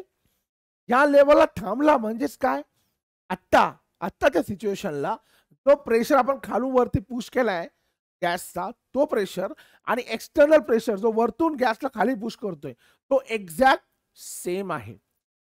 काय आहे? एक्झॅक्ट सेम आहे. तर तो एक्झॅक्ट सेम आहे म्हणून तर रिॲक्शन आता म्हणून तर एक्सपॅन्शन थांबलं ना. आता याच्या पुढे एक्सपॅन्शन होऊ शकत नाही. Expansion will be stopped now. Now your gas can't be expanded further. मग गॅस जर फर्दर एक्सपॅन्ड आता नाही होऊ शकत म्हणजेच काय, तर गॅसचं जे आताचं प्रेशर आता आहे that pressure is equal to external pressure. काय बाळांनो? That pressure is now equal to external pressure. म्हणून F is equal to P. F is equal to P, right, into काय? P into area. Sorry, P नाही, P external लिहूया आपण. P external multiplied by area, right. आता हे होत असताना, हे सर्व होत असताना तुमचं गॅसचं व्हॉल्यूम बघा. तुमचा गॅसचं व्हॉल्यूम कसं चेंज झालं? The volume has changed. Your volume has changed from V1 to V2. Your volume has changed from V1 to V2. And your piston, जो पिस्टन तुमचा मूव झाला ना, तो किती डिस्टन्स नी मूव झाला बाळांनो? हा बघा, piston has moved out with distance T. तुमचा पिस्टन्स किती डिस्टन्स नी मूव झाला बाळांनो? टी. या डी एवढा डिस्टन्स तुमचा पिस्टन बाहेर मूव झाला, राईट. मग आता मला सांगा, टोटल वर्क डनचा फॉर्म्युला काय? तुम्हाला सगळ्यांना माहिती, टोटल वर्क डन और तुम्ही डब्ल्यू म्हणा is equal to force multiplied by काय? Distance. Force multiplied by distance, जसं तुम्हाला अगोदरपासूनच माहिती आहे, राईट. मग देअरफॉर डब्ल्यू, फोर्सची व्हॅल्यू काय तुमच्या समोर आहे. आणि अजून एक गोष्ट सांगायची राहिली, ती म्हणजे ही की इथे साइन नेगेटिव्ह येणार. नेगेटिव्ह काय येणार? The P is the pressure with which the gas moves और एक्सपॅन्ड्स अपवर्ड्स. ज्या पी हे ते प्रेशर आहे ज्या प्रेशरने गॅस मूव्ह झाला अपवर्ड मूव्ह झाल्यावर त्याची आणि पी एक्सटर्नलची व्हॅल्यू एक्झॅक्ट सेम आहे, बरोबर. इथपर्यंत सगळ्यांना मान्य आहे. परंतु बाळांनो, त्यांची साइन काय? ऑपोजिट. काय? Sign opposite. कारण ड्रायव्हिंग फोर्स जो आहे गॅसचा, तो गॅसला अपवर्ड पुश करतोय, पण एक्सटर्नल प्रेशर त्याला डाऊनवर्ड पुश करतो आहे. दोघं ऑपोजिट डिरेक्शन असल्यामुळे म्हणजे साइन काय येणार? नेगेटिव्ह येणार. म्हणून मी लिहिणार minus P external. So W is equal to, आता फोर्सची व्हॅल्यू इथे टाकली, minus P external into area multiplied by काय? डिस्टन्स. आता area multiplied by distance is equal to what? Area multiplied by distance is equal to volume change.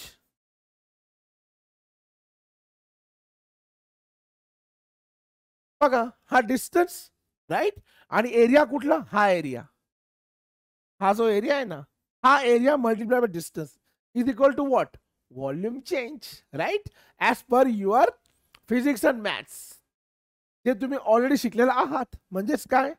W is equal to minus P external, आणि हे काय? Volume change म्हणजेच काय?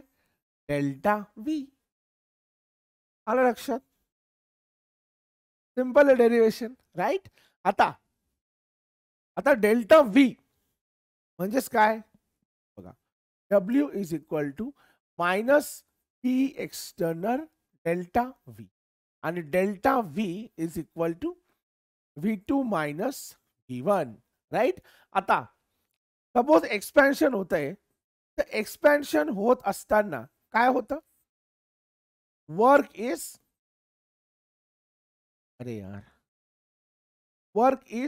done by the system. Work is done by the system on surrounding, right? Therefore, expansion होता है कि नहीं? V2 is greater than V1. V2 जर V1 पेक्षा ग्रेटर असेल तर W is equal to minus P external into काय येणार, तो पण नंबर येणार डेल्टा व्हीचा, तो पण नंबर येणार, तो नंबर मायनस असेल की प्लस असेल, तो नंबर प्लस असणार, right. Whatever with a value that will always have a plus sign, plus sign येणार, राईट.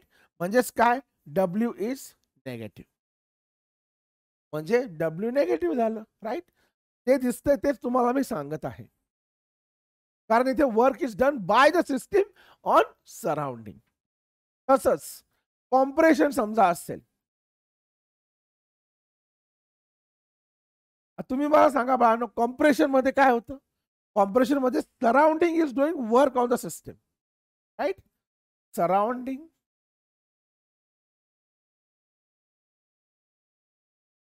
is doing work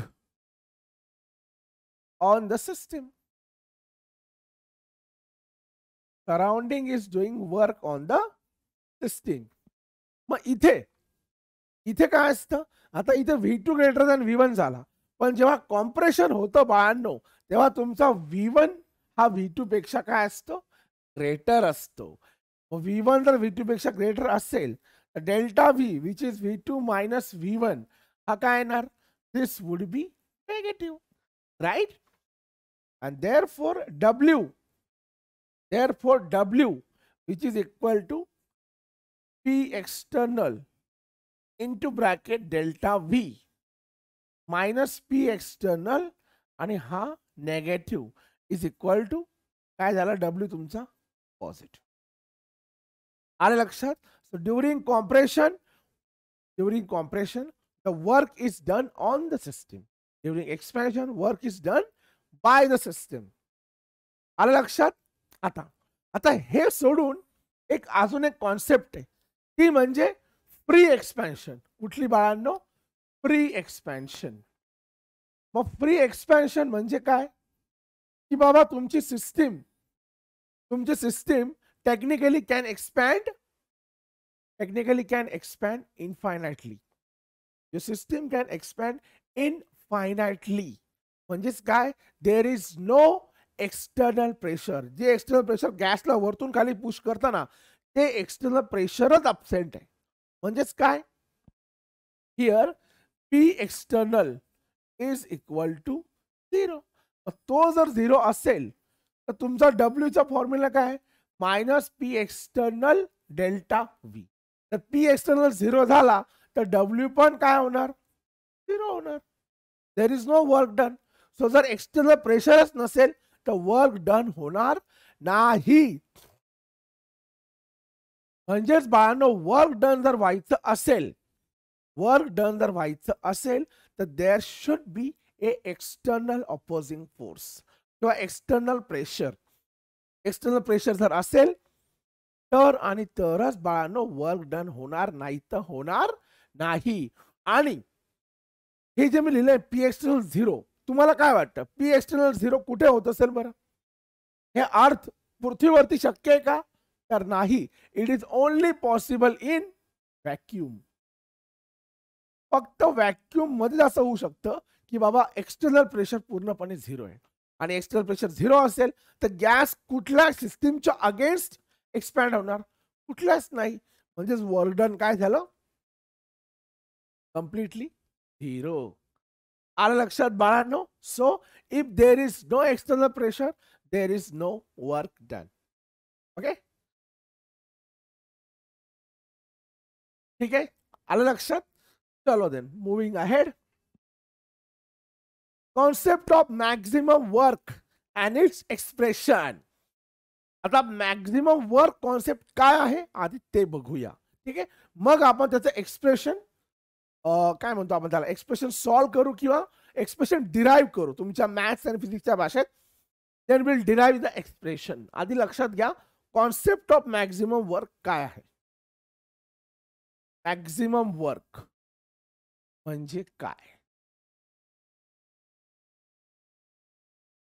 आता हे समजण्यासाठी तुम्हाला मी आता जस्ट सांगितलं, काय सांगितलं, की हा तुमचा गॅस आहे इथे, हा असं. Here you are having a gaseous molecules, right? And this is the piston again. नेहमी आपल्याला तेच विचार करावा लागेल. आणि हा प्रेशर अप्लाय करतोय खाली, पी एक्सटर्नल, राईट. आणि हे गॅशियस मॉलिक्यूल जे आहे ते सुद्धा प्रेशर अप्लाय करताय खालून वरती. ओके. आता समजा वरतून जो पी एक्सटर्नल प्रेशर अप्लाय करतोय तो जर 0 असेल, तो 0 असेल तर वर्क डन सुद्धा काय होणार, 0 होणार. आपण जस्ट बघितलं ना, P external, if the P external is 0, work done would also be equal to 0, right. But तर तुमचा पी एक्सटर्नल, किंवा चला 2 मिनिटं असं अज्युम करा, अज्युम करायची गरज नाही, सॉरी, हे तुम्हाला मी सांगितलं, हे तर क्लिअर. आता बघा, आता तुम्हाला मी मगाशी बोलल्याप्रमाणे वर्क डन होण्यासाठी एक्सटर्नल प्रेशर असणं गरजेचं आहे. एक्सटर्नल प्रेशर असेल तरच गॅस वर्क करणार, राईट. बघा आता, मग आता एक्सटर्नल प्रेशर समजा 0 नाहीये पण कमी आहे, काय कमी आहे. मग एक्सटर्नल प्रेशर जर कमी असेल तर गॅस वर्क डन करेल का बरं, तर करेल ना, ऑब्विसली करेल. हे एक्सटर्नल प्रेशर या ड्रायव्हिंग फोर्स किंवा ड्रायव्हिंग गॅसचं प्रेशर पी, हवं तर मी लिहितो P, P is equal to pressure due to gas. P is equal to what, pressure due to gas.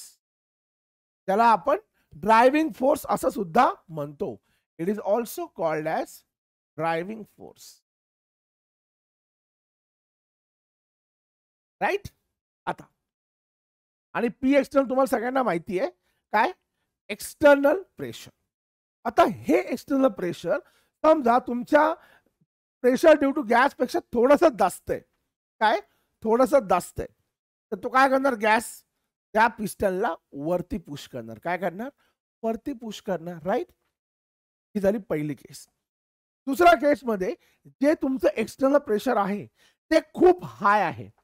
मी आतापर्यंत जे एक्सटर्नल प्रेशर घेतलं ते तुमच्या हवेमध्ये जेवढं प्रेशर आहे 1 ॲटमॉस्फिअर तेवढं घेतलं.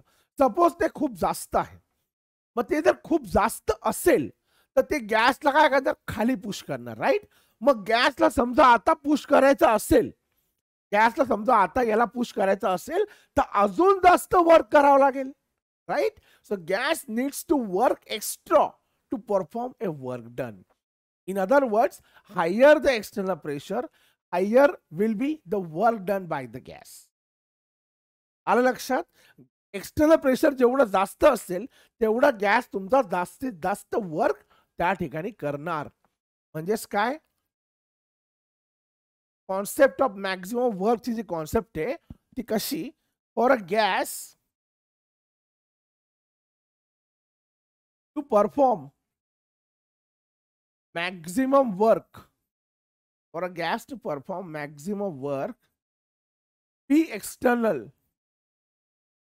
External should be higher. पण तुम्ही म्हणा ठीक आहे, पी एक्सटर्नल हायर आहे, ठीक आहे, पी एक्सटर्नलच्या अगेन्स्ट गॅसला काम करावं लागेल. त्याच्या अगेन्स्ट तो काम करतोय म्हणजे काय, तो याला पुश करतोय. सो त्याला जर ते एक्स्ट्रा प्रेशर ओव्हरकम करायचं असेल तर it needs to work extra, it needs to work extra, and in the process maximum work done will be the output, right.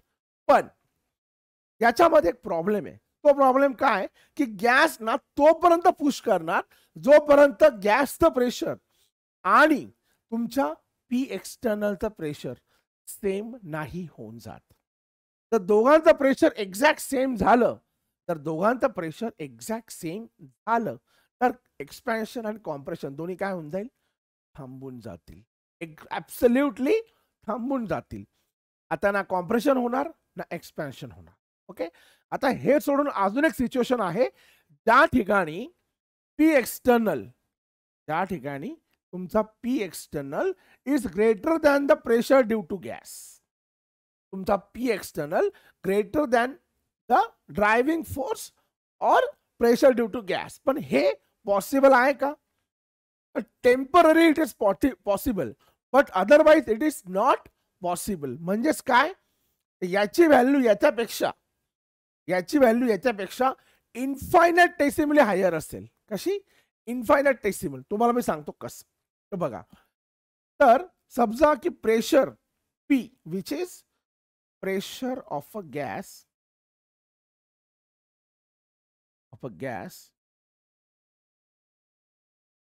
is differ. Pressure of a gas is differ by P external by an amount dP. कितीने differ करेल तो? dP. हवा तर delta P घेऊया आपण. dP ने differ करतो. म्हणजेच काय, याचं pressure due to gas minus P external is equal to what? dP. Right, delta P. बघ आता हे इक्वेशन समजा तुम्ही रिअरेंज केलं तर P external is equal to काय होणार? P minus delta P. Right, याला मी तिकडे पुश केलं, त्याला इकडे पुश केलं. ही व्हॅल्यू तुमच्या ओरिजिनल गॅसच्या इक्वेशन तुम्ही टाकली. ओरिजिनल गॅस इक्वेशन काय आहे बाळांनो? W is equal to minus P external and delta V. हे तुमचं ओरिजिनल इक्वेशन आहे. राईट, या P एक्सटर्नल ऐवजी समजा मी ही व्हॅल्यू टाकली, काय मिळणार?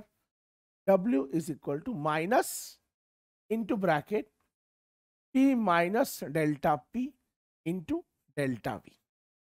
बरोबर? W into bracket minus P minus delta P into delta V. आता मला सांगा, हे W, हा जो W आहे, हा याची व्हॅल्यू मॅक्झिमम केव्हा येईल बरं? याची व्हॅल्यू मॅक्झिमम तेव्हा येईल जेव्हा हा जो डिफरन्स आहे ना P मायनस डेल्टा P हा हायर असेल तेव्हा येईल. W तुमचा मॅक्झिमम केव्हा येईल? तेव्हा P मायनस डेल्टा P ची व्हॅल्यू ही मोठी असेल. आणि P मायनस डेल्टा P ची व्हॅल्यू मोठी केव्हा असेल पाहनो? जेव्हा डेल्टा P ची व्हॅल्यू छोटी असेल. तेव्हा डेल्टा P ची व्हॅल्यू छोटी असेल. आणि डेल्टा P छोटा असणं म्हणजे काय की बाबा प्रेशर ड्यू टू गॅस आणि P एक्सटर्नल या दोघांमध्ये एकदम थोडासा डिफरन्स असेल, एकदम थोडासा. मग तो थोडासा डिफरन्स म्हणजेच काय? इन्फायनाइटेसिमली स्मॉल किंवा इन्फायनाइटेसिमल डिस्टन्स. आलं का लक्षात? पुन्हा एकदा सांगतो, हवं तर शब्दात मी लिहितो. For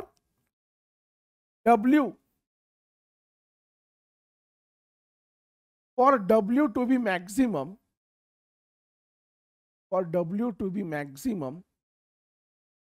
P minus delta P should be bigger. बरोबर? हे तर काय सांगायची गरज नाहीये,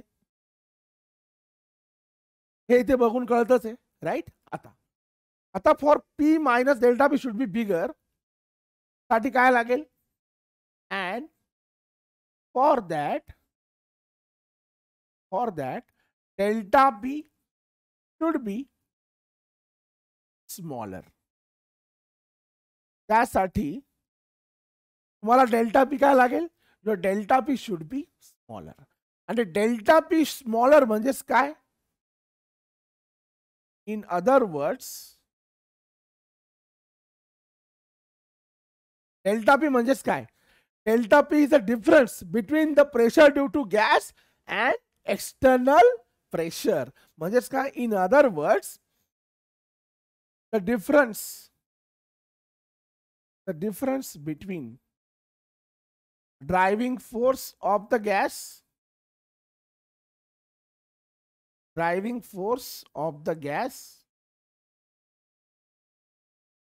and external pressure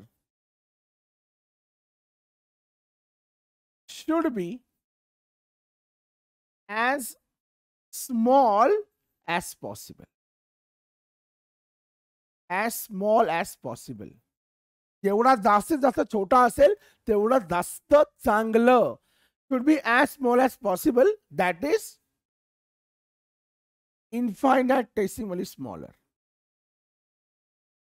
That is infinitesimally smaller.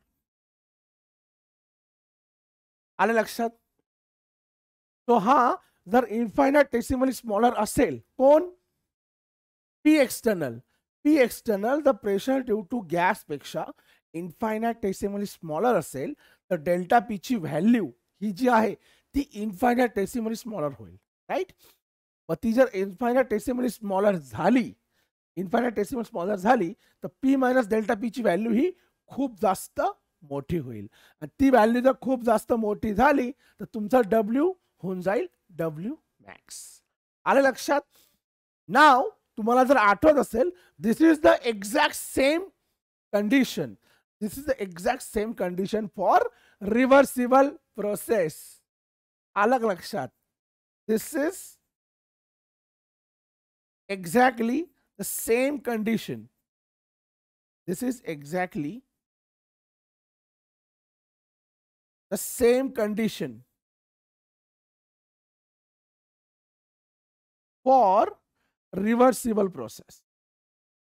Reversible process जर तुम्हाला आठवत असेल बाळांनो, रिव्हर्सिबल प्रोसेस साठी सुद्धा हीच कंडिशन होती.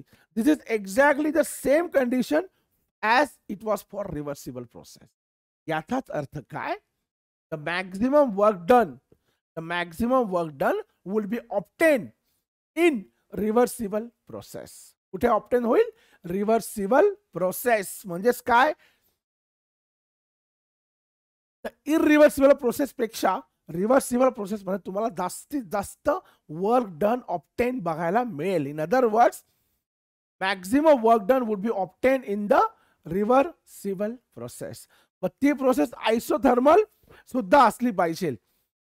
टेम्परेचर तिचा कॉन्स्टंट असलं पाहिजे, कारण तुम्हाला व्हॉल्यूम आणि प्रेशर मध्ये चेंज नकोय. आणि विथ टेम्परेचर प्रेशर व्हॉल्यूम दोघं चेंज होतात. म्हणून process should be isothermal and reversible. आणि म्हणूनच maximum work would always B obtain in isothermal reversible process. Okay बाळांनो, आलं लक्षात? आता आपण बघूया डेरिवेशन.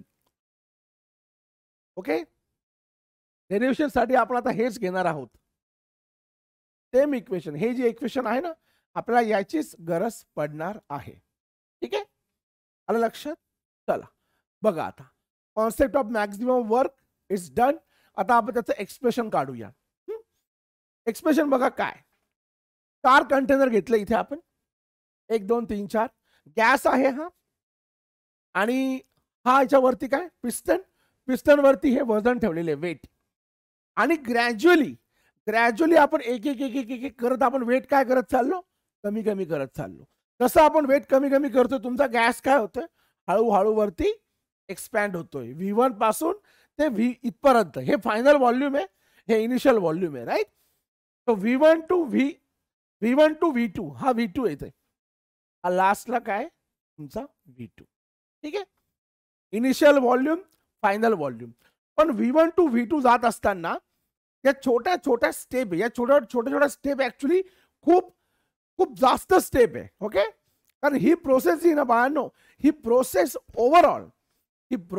ओव्हरऑल जी आहे ती आहे, काय म्हणतो आपण त्याला? Hypothetical. It's a hypothetical process. In reality you cannot observe it. Okay, it's a hypothetical process. आणि प्रत्येक प्रोसेसला काय होते? प्रत्येक प्रोसेसला व्हॉल्यूम इन्फायनाटेसिमली वाढत चाललंय. पहिल्यांदा मी एवढा वेट होता V1, थोडासा वेट मी कमी केलं, गॅस थोडासा एक्सपॅन्ड झाला. कितीने एक्सपॅन्ड झाला? तर DV ने एक्सपॅन्ड झाला. कितीनं? DV ने एक्सपॅन्ड झाला. DV म्हणजे काय?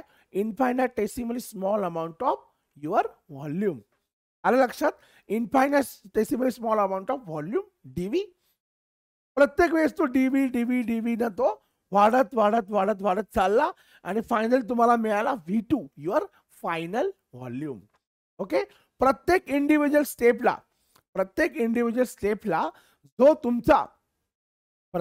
स्टेपला जो व्हॉल्यूम एक्सपॅन्ड झाला तो काय? तुमचा DV. ओके, आता ह्या प्रत्येक इंडिव्हिज्युअल स्टेपला इन्फायनाटेसिमली वर्क डन पण होणार. Right?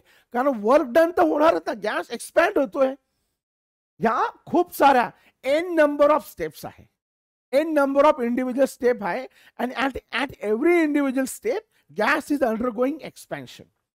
So that means if the gas is undergoing expansion at each individual step, that means gas is also undergoing what? Sorry, gas is also showing what? Work done. आलं लक्षात? So आता जसं मी तुम्हाला सांगितलं की maximum work done is obtain in isothermal reversible process. ही तीच process आहे. It is isothermal reversible process. तो बघा आता याचं आपण डेरिव्हेशन कसं करणार. In isothermal reversible process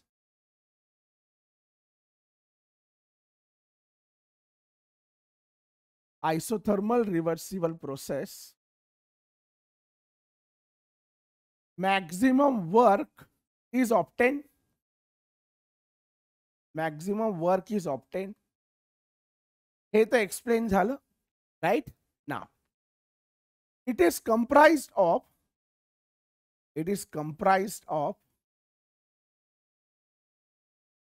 n number of individual steps. N number of individual steps, right? With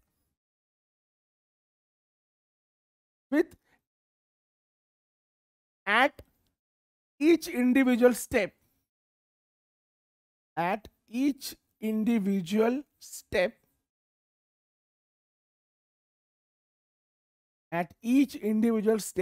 gas is expanding. At each individual step, gas is expanding by a infinitesimally small amount, dV. Okay? Infinite small amount dV, right? And therefore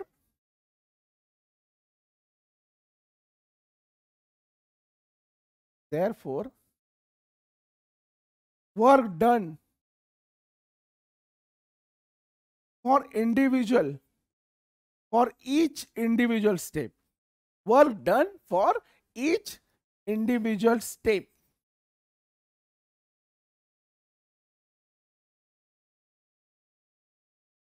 would be equal to प्रत्येक individual स्टेपला जे work done होईल ते किती असणार. तर बघा आता आपण हे घेतलं होतं W is equal to minus P external delta V किंवा W is equal to minus P minus, आता इथे डेल्टा पी होता, राईट. तर डेल्टा पी चे आपल्याला काय घ्यावं लागेल, डीपी घ्यावं लागेल. काय घ्यावं लागेल, डीपी. कारण इन्फायनाइटेसिमल स्मॉल घ्यायचा की नाही आपल्याला, ते मी इथे पण सांगितलं होतं. इन्फायनाइटेसिमल स्मॉल म्हणजे काय, तुम्हाला डेल्टा नाही घ्यायचा, तुम्हाला डी घ्यावं लागेल. हे इक्वेशन आपण जसं तसं तिकडे घेतलं, फक्त डब्ल्यू यायचे आपल्याला काय घ्यावं लागेल, टी डब्ल्यू. कारण वर्क डन पण स्मॉलर असणार ना. प्रत्येक स्टेपला जर व्हॉल्यूम छोटा असेल तर वर्क डन पण छोटच असेल. तर W is equal to minus into bracket T minus DP into DV. T minus DP DV. DP काय, डीपी म्हणजे infinitesimally small amount of pressure. तो डिफरन्स आहे कोणामधला, एक्सटर्नल प्रेशर आणि pressure due to gas. Pressure due to gas आणि external pressure मधला जो infinitesimally small difference आहे तोच म्हणजे डेल्टा. ओके. आता D W is equal to minus P DV plus DP DV, बरोबर. आता इथे आता डीपी डीव्ही हा जो प्रॉडक्ट आहे ना बाळांनो, DP DV is very small, and therefore it can be neglected. कारण तुम्ही प्लस मध्ये ऍड करताय ना.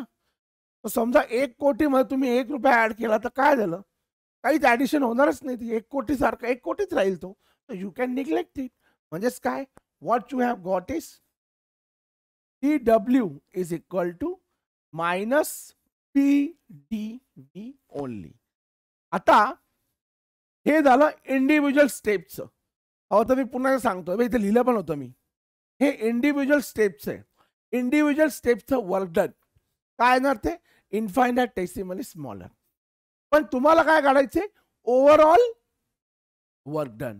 ओव्हरऑल वर्क डनच असणार तुमचं मॅक्झिमम वर्क डन. मग मॅक्झिमम वर्क डन कसं काढणार, तर मॅक्झिमम वर्क डन वुड बी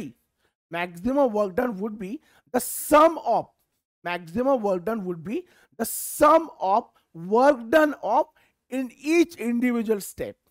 प्रत्येक इंडिव्हिज्युअल स्टेपचं जे वर्क डन असणार ते जर तुम्ही ऍड करत करत करत करत गेला तर तुम्हाला ओव्हरऑल मॅक्झिमम वर्क डन मिळेल, जे तुमचं मेन वर्क डन आहे, ज्याच्यासाठी तुम्ही हा सगळा खटाटोप करत आहात. आलं लक्षात.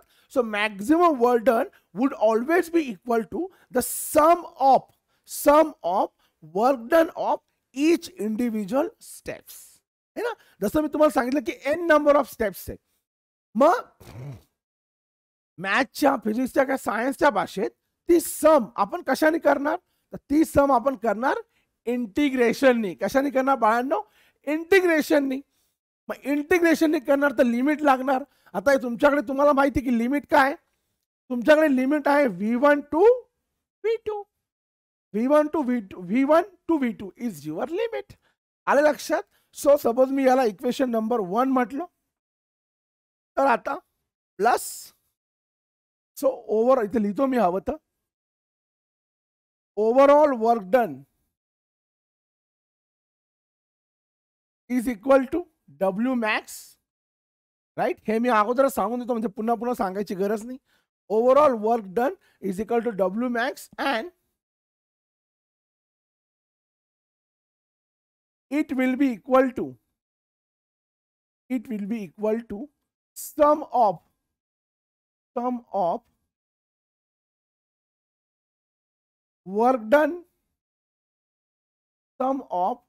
work done of each individual step.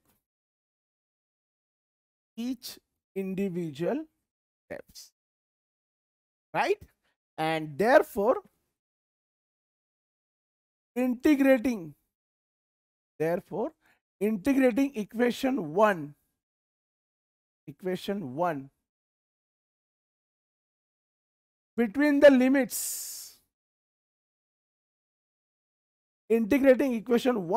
between the limits, V1 and V2, we get V1 and V2 या दोन लिमिट्स मध्ये तुम्हाला इंटिग्रेशन करावं लागेल. ठीक आहे. सो इंटिग्रेटिंग,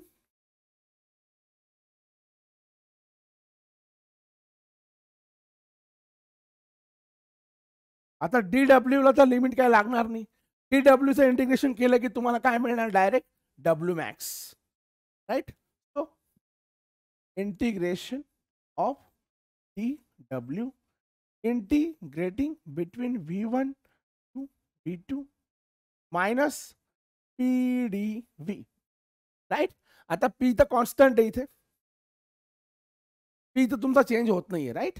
आता तुम्हाला माहिती आहे ideal gas equation, according to ideal gas equation,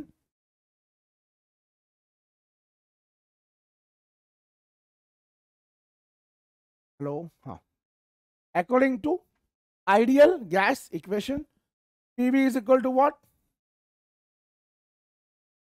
nRT, right? हे तुम्हाला सगळ्यांना माहिती आहे. Therefore, P is equal to what? nRT by P, right? Now, substituting this value in this equation. He value तुम्ही ह्या इक्वेशन मध्ये पुट केली. By the way याचं इंटिग्रेशन मी केलं DW चं, तर मला काय मिळालं आता, W max. What I have got is W max.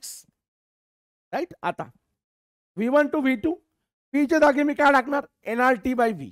Right. V1 V2 मायनस nRT by V into dv, right. NRT काय बाळांनो, कॉन्स्टंट आहे. तुमचा एनआरटी आहे कॉन्स्टंट. तो minus NRT integrating between limits v1 to v2 dv by v, right. NRT dv by v. आता तुम्हाला सगळ्यांना इंटिग्रेशन तर येत असणारच. w max therefore would be equal to minus nRT to bracket ln of v2 by v1, right. And therefore w max is equal to minus nRT ln of v2 minus ln of v1, right. याचाच अर्थ काय, W max is equal to minus nRT ln of v2 by v1, right. Now आता v2 by v1 आला. आता हा normal ln आहे. Converting this ln into log to the base 10, a natural logarithm, right. Converting natural logarithm to the logarithm of base 10. Converting logarithm, we get W max is equal to काय होईल, 2.303 ची value येणार बाळांनो, right. So minus 2.303 nRT log to the base 10 into bracket v2 by v1, and that is the derivation for W max, the maximum work done in isothermal reversible process. The derivation आलं minus 2.303 nRT log to the base 10 v2 by v1, right. आता तुम्हाला volume मिळालं, तुम्ही याला pressure मध्ये convert करू शकता का, येस करू शकता. तर बघा तुम्हाला माहिती P1 V1 is equal to P2 V2 is equal to constant, right. Boyle's law तुम्ही सगळे शिकला आहातच. याचा अर्थ काय, V2 बाय V1, V2 हा V1 इकडे टाकला, तुम्हाला काय मिळेल, P1 by P2. Inversely proportional ना प्रेशर आणि व्हॉल्यूम. तर V2 बाय V1 असेल तर प्रेशरच्या ह्याच्यात काय येईल, P1 by P2. And therefore तिथे फॉर्म्युला येणार तुमचा W max is equal to minus 2.303 nRT log to the base 10 P1 by P2. आलं लक्षात. P1 by P2 किंवा V2 by V1. That is what is the derivation for maximum work done. आलं लक्षात बाळांनो, ठीक आहे. चलो moving ahead then. Next, internal energy and first law of thermodynamics.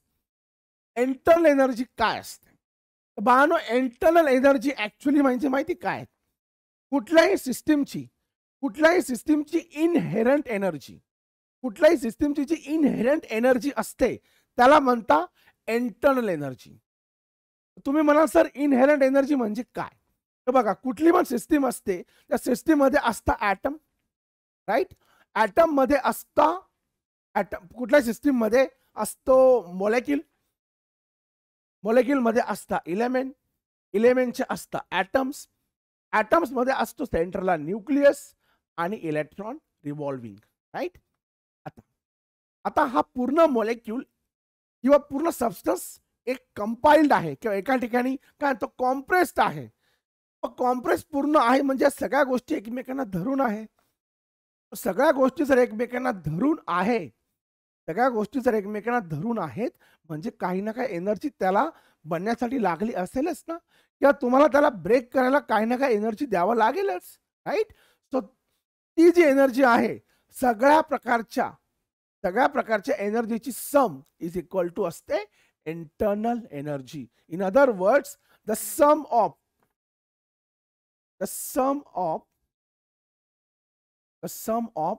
all kinds of energies, the sum of all kinds of energies is equal to internal energy. सगळ्या प्रकारच्या ज्या energy असतात त्यांची sum is equal to internal energy असते. मी आता तुम्हाला सांगू शकतो बघा, इंटरनल एनर्जी डेल्टा ई जो असतो बघा, तुमचे जे ॲटम असतात ना बाळांनो, तुमचे ॲटम सिस्टीम मध्ये रोटेशनल मोशन दाखवत असतात. रोटेशनल म्हणजे तुमचे ॲटम असे असे असे गोल गोल फिरत असतात. तर ते करण्यासाठी काय लागतं? एनर्जी लागते, राईट. तुमचे ॲटम सिस्टीम मध्ये ट्रान्सलेशनल मोशन दाखवत असतात, इकडून तिकडे असे मूव्ह होत असतात. ते करायला एनर्जी लागते, राईट. त्यानंतर तुमचे ॲटम मध्ये जो बॉन्ड असतो ना, त्या दोन बॉन्डच्या मध्ये समजा H2 आहे, आता H2 मध्ये काय OH बॉन्ड आहे. तर हा जो बॉन्ड आहे हा त्याच्या मेन पोझिशन पासून नेहमी असा व्हायब्रेट होत असतो. The bonds are always vibrating from their mean positions and this vibrational also needs an energy, right. तर मग ती एनर्जी इंटरनल एनर्जी मध्ये तर घ्यावंच लागेल की नाही. म्हणूनच internal energy is equal to what? E rotational, E translational, जे तुमचा मोले ॲटम ट्रान्सलेशनल मोशन दाखवतो तो E trans, E rot, E vibrational. झालं इथपर्यंत. आता त्यानंतर बॉन्डिंग एनर्जी, दोन ॲटम एकमेकांशी बाइंड होऊन एक मोलेक्युल बनत असतो, राईट. मग ती एनर्जी पण तुम्हाला घ्यावं लागेल. त्यानंतर न्यूक्लियर काय? तुमचा न्यूक्लियसच्या मध्ये जे प्रोटॉन्स आणि इलेक्ट्रॉन्स असतात ते एका फोर्सने बाइंड असतात. तो फोर्स म्हणजे कुठला बाळांनो? Nuclear force. कुठला फोर्स? Nuclear force. त्या न्यूक्लियर फोर्सने प्रोटॉन न्यूट्रॉन एकमेकांना बाइंड असतं, नाही तर डिकम्पोज होतील, राईट. आणि लास्टला तुमचा असतो इलेक्ट्रॉनिक. तुम्ही मला इलेक्ट्रॉनिक काय? तर प्रोटॉन आणि इलेक्ट्रॉन या दोघांमध्ये काय असतं? इलेक्ट्रॉनिक फोर्स ऑफ अट्रॅक्शन ना, किंवा इलेक्ट्रोस्टॅटिक फोर्स ऑफ अट्रॅक्शन. ती एनर्जी पण तर असते. या सगळ्या एनर्जी मिळून तुमची बनते इंटरनल एनर्जी. मग इंटरनल एनर्जी ॲज सच मोजता येत नाही. मी तुम्हाला अगोदरच डेल्टा टाकलाय. डेल्टावरून कळत असेल की it is a state function. दिसतच आहे, it is a state function. म्हणजे you can only measure delta E. Individual E1 E2 तुम्ही मेजर करू शकत नाही. ओके. आता इंटरनल एनर्जी मी तुम्हाला अगोदरच सांगितलं होतं की जेव्हा जेव्हा सिस्टीम वरती वर्क डन होतं त्या सिस्टीमची इंटरनल एनर्जी वाढते, आणि जेव्हा जेव्हा सिस्टीम कडून वर्क डन होतं ऑन द सराउंडिंग, त्या सिस्टीमची इंटरनल एनर्जी काय होते? डिक्रीज होते. ओके. आता ह्या दोन्ही केसचा कोरिलेशन बघा कसं. तर ते कोरिलेशन सांगितलं आहे फर्स्ट लॉ ऑफ थर्मोडायनॅमिक्सने. फर्स्ट लॉ ऑफ थर्मोडायनॅमिक्स काय सांगतो बाळांनो? It is basically a law of conservation of energy. तुम्ही याला law of conservation of energy असं सुद्धा म्हणू शकता. Law of conservation of energy. Law of conservation of energy काय सांगतो तो? बाबा energy can neither be created, energy can neither be created nor be destroyed.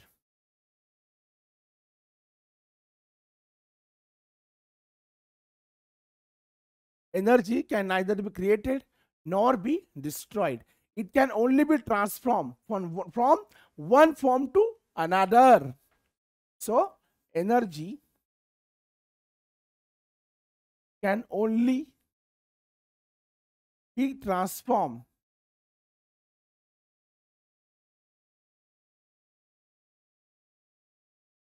from one form to another. मग आता वन फॉर्म टू अनदर काय?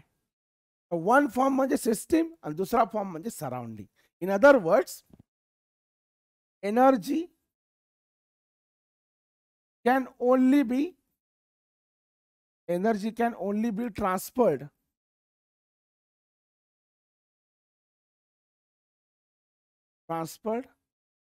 between system and surrounding. System आणि surrounding एकमेकांमध्ये energy transfer करू शकता. याचा अर्थ काय?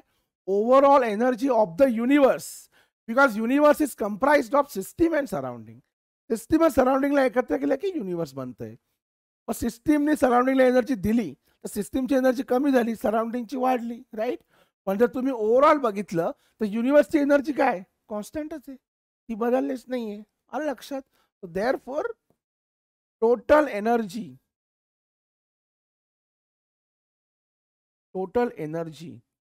of the universe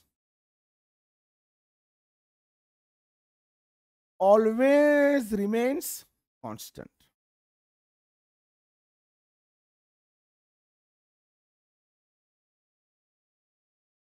Total energy of the universe always remains constant. ती बिलकुल पण चेंज होत नाही, ती कॉन्स्टंटच. आलं लक्षात? So if you want to put this into mathematical statement, then it says that internal energy delta U is equal to heat absorbed or lost, म्हणजेच काय? Q plus the work done by the system or work done on the system. म्हणजेच delta U is equal to Q plus W. And that is the first law of thermodynamics, my friend. तो आहे तुमचा first law of thermodynamics. आलं लक्षात बाळांनो? Clear तुम्हाला कसं करायचं हे? ओके, ठीक आहे. चलो देन आता आपण निघूया पुढे. आता first law of thermodynamics for various processes. वेगवेगळ्या प्रोसेसेससाठी फर्स्ट लॉ ऑफ थर्मोडायनॅमिक्स कसा होईल, म्हणजे बघा कुठल्या कुठल्या वेगवेगळ्या प्रोसेसेस. इथपर्यंत तुम्हाला क्लिअर झालं की फर्स्ट लॉ ऑफ थर्मोडायनॅमिक्स आहे काय, राईट. आता आपण बघू. समजा आयसोथर्मल प्रोसेस माझ्याकडे असेल. If I am having an isothermal process. आता तुम्हीच मला सांगा, आयसोथर्मल प्रोसेस मध्ये काय असतं?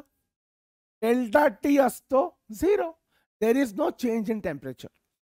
तुम्हाला आठवत असेल मी तेव्हा सांगितलं होतं की आयसोथर्मल प्रोसेस मध्ये change in internal energy delta U is also equal to 0. कारण सिस्टीमचं टेम्परेचरच कॉन्स्टंट असेल तर त्याची इंटरनल एनर्जी चेंज कशी होईल? Internal energy is a function of a temperature. Temperature जर व्हेरी नाही झालं तर इंटरनल एनर्जी सुद्धा व्हेरीफाय होणार नाही. म्हणजेच काय? तुमच्या स्टेटमेंट नुसार delta U is equal to 0. मग काय होणार? 0 is equal to Q plus W. And therefore Q is equal to minus W. याचा अर्थ काय? Q मात्र प्लस आहे, बरोबर. So heat is absorbed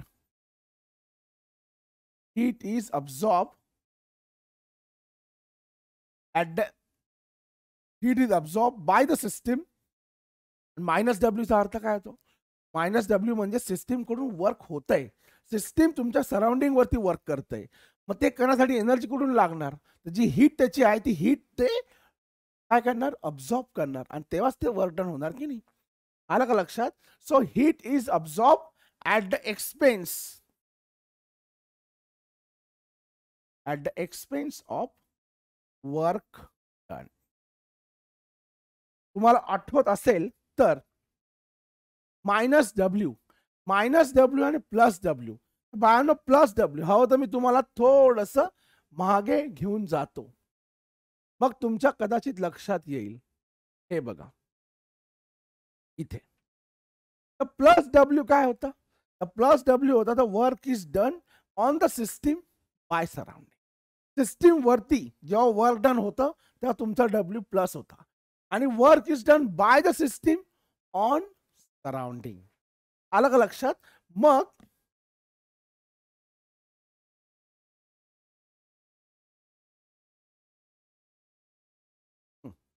so जेव्हा मी म्हणतो heat is absorb at the expense of work done म्हणजे काय, तुमची सिस्टीम जी आहे ती वर्क डन नाही, हीट अब्झॉर्ब करत आहे. इथे काय करते, हीट अब्झॉर्ब करत आहे आणि at the same time work is done on the system. System वरती वर्क होतंय. मग सिस्टीम वरती वर्क झालं म्हणजेच काय, सिस्टीमने हीट अब्झॉर्ब केली. याला आपण म्हणू शकतो work is done on the system. Work is done on the system by surrounding. Work is done on the system by surrounding, and in the process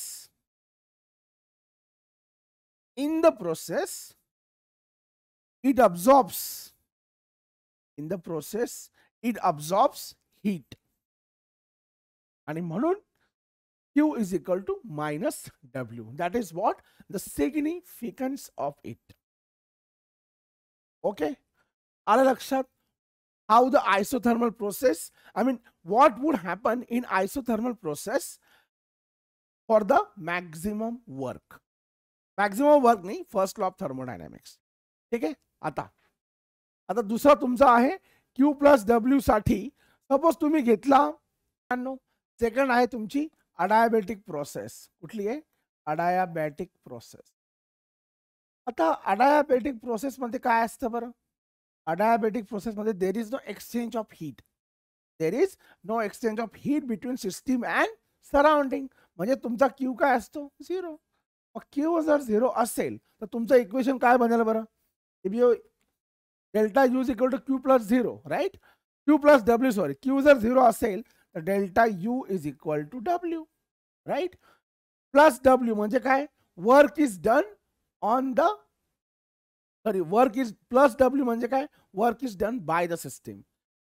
that is equal to what, internal energy, right. किंवा तुम्ही असं पण लिहू शकता, minus delta U is equal to minus W.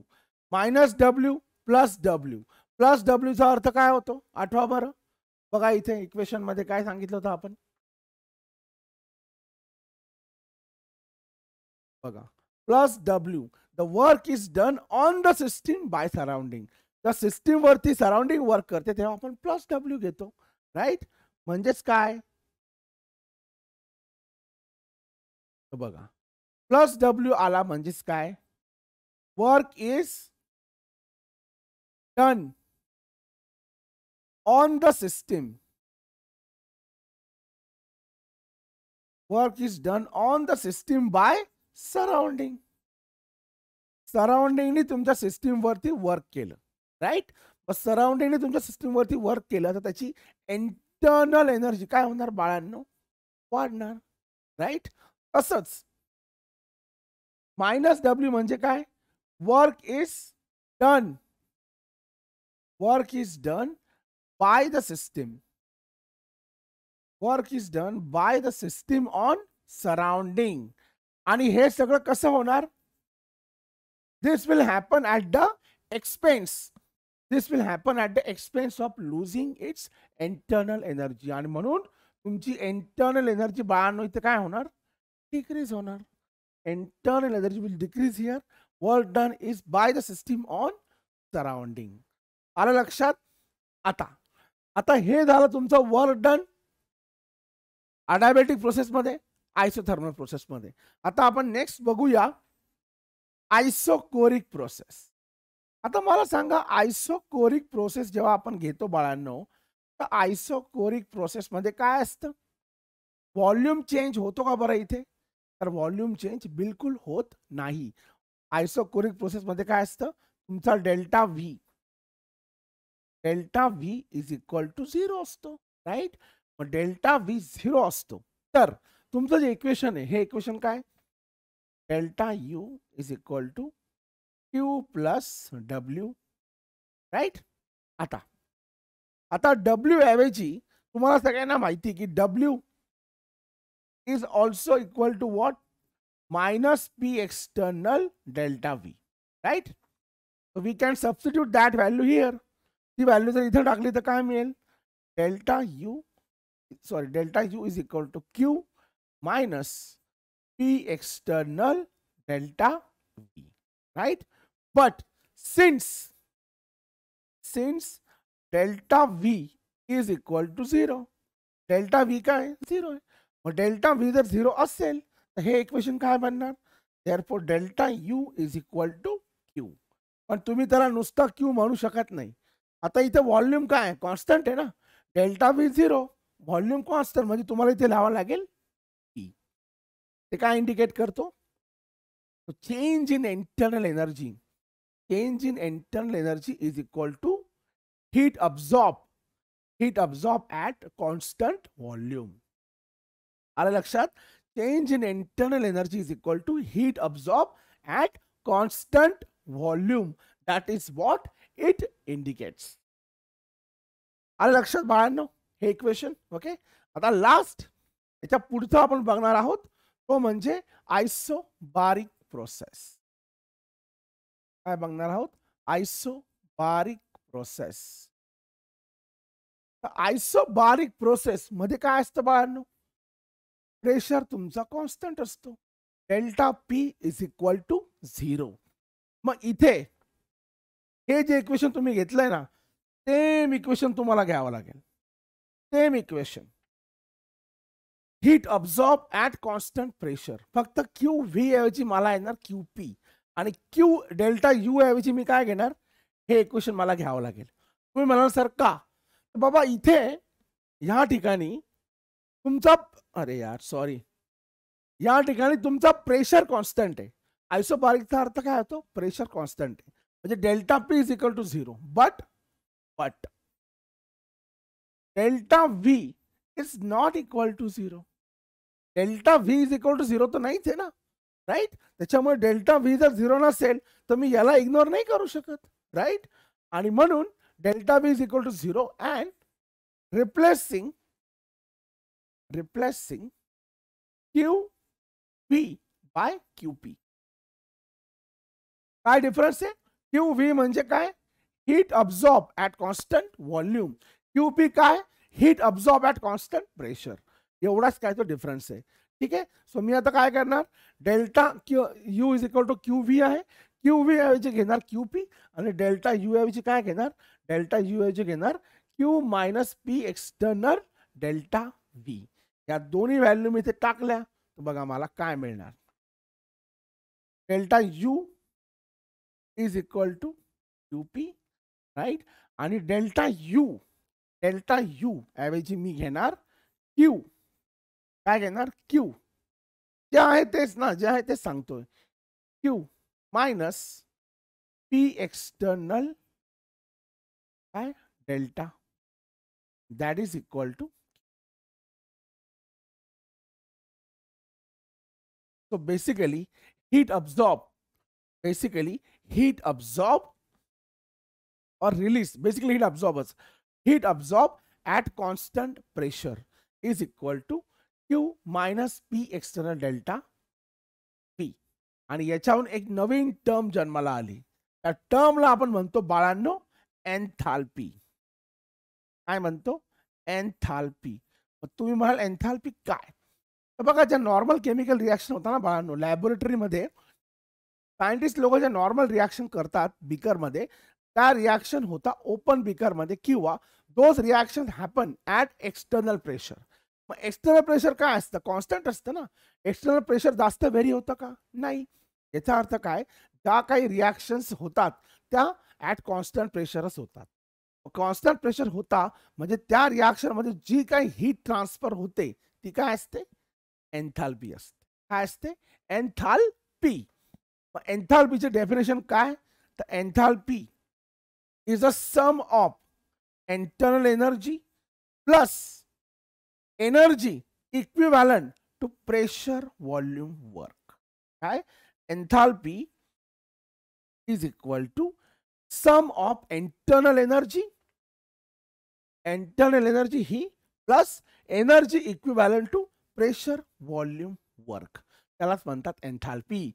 Again enthalpy as such H1 H2 म्हणजे initial स्टेटचा H1 final स्टेटचा H2 असा तुम्ही calculate करू शकत नाही.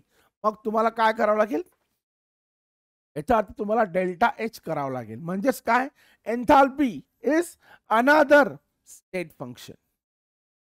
एन्थाल्पी इज अनदर और one more state function. Enthalpy is not a path function, it's a state function. म्हणजेच काय, तुम्हाला मिळणार delta H. Delta H is equal to H2 minus H1, right. Delta H is equal to H2 minus H1. मग आता हे जर तुम्ही त्याच्याशी कोरिलेट केलं तर बघा काय मिळणार तुम्हाला, डेल्टा एच. H2 म्हणजे काय येणार बाबा, E2, बरोबर. E2 plus P2 minus E1 plus P1 V1, right. Correct केलं. E2 minus E1 plus P2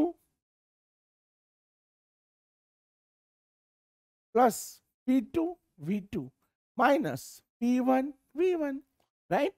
आता तुम्हाला माहिती की ही सगळी जी प्रोसेस होते आहे एन्थाल्पीची, ही कशा कुठे घडते, all of this is happening at constant pressure. Since आपण लिहू शकतो, since pressure is constant, since pressure is constant, therefore P1 is equal to P2 is equal to P, right. P1 P2 ऐवजी तुम्ही प्रेशर घेऊ शकता की नाही. म्हणजेच काय, delta H is equal to E2 minus E1. तुम्ही काय लिहिणार तिथे, डेल्टा E, राईट. आणि P2 P1 दोघं म्हणून दोघांच्या जागी काय घेणार, P घेणार. तो PV2 मायनस PV1. तुम्ही जर P कॉन्स्टंट घेतला तर what you get is delta H, delta E plus P delta V, and that is what is the derivation for your change in enthalpy. आलं लक्षात, delta H is equal to delta E plus P delta V. Okay. आता याच्यापासून actually अजून एक equation बनतं जे chemical reaction मध्ये use करू शकतो आपण. कुठल्या, तर बघा, सॉलिड वाल्या केमिकल रिएक्शन असतील, सॉलिड लिक्विड वाल्या, तर change in volume as such होत नाही. सॉलिड अँड लिक्विडच्या केमिकल रिएक्शन मध्ये तुम्ही घेतल्या तर for solid and liquids chemical reaction, delta V is considered to be 0, पण ॲज सच चेंज होत नाही, राईट. मग त्यांच्यासाठी तुम्ही delta H is equal to delta E घेऊ शकता always, right. There is no issue with that. पण for reactions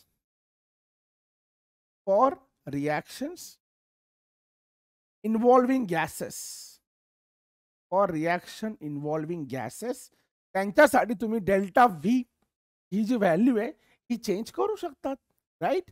कसं, त्यांच्यासाठी तर व्हॉल्यूम चेंज होणार की नाही, त्यांच्यासाठी व्हॉल्यूम चेंज होणारच, कारण गॅस आहे ना, गॅसमध्ये प्रेशर कमी जास्त, व्हॉल्यूम कमी जास्त हे होणारच.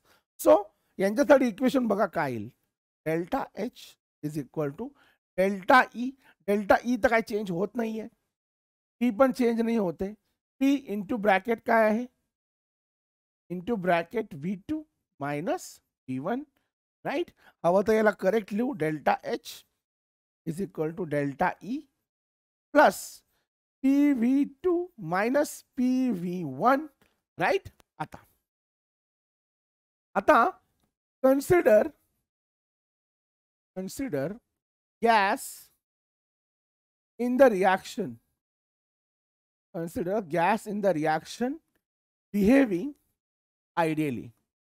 Gas in the reaction behaving ideally. Okay, ideally behave करतो असं पकडा. मग आयडियल गॅस इक्वेशन काय, तर तुमचं आयडियल गॅस इक्वेशन आहे PV is equal to NRT, right. मग तिथे जे मी टर्म घेतली आहे PV2 PV1, तर बघा त्याच्याऐवजी सपोज आपण NRT घेऊ शकतो ना.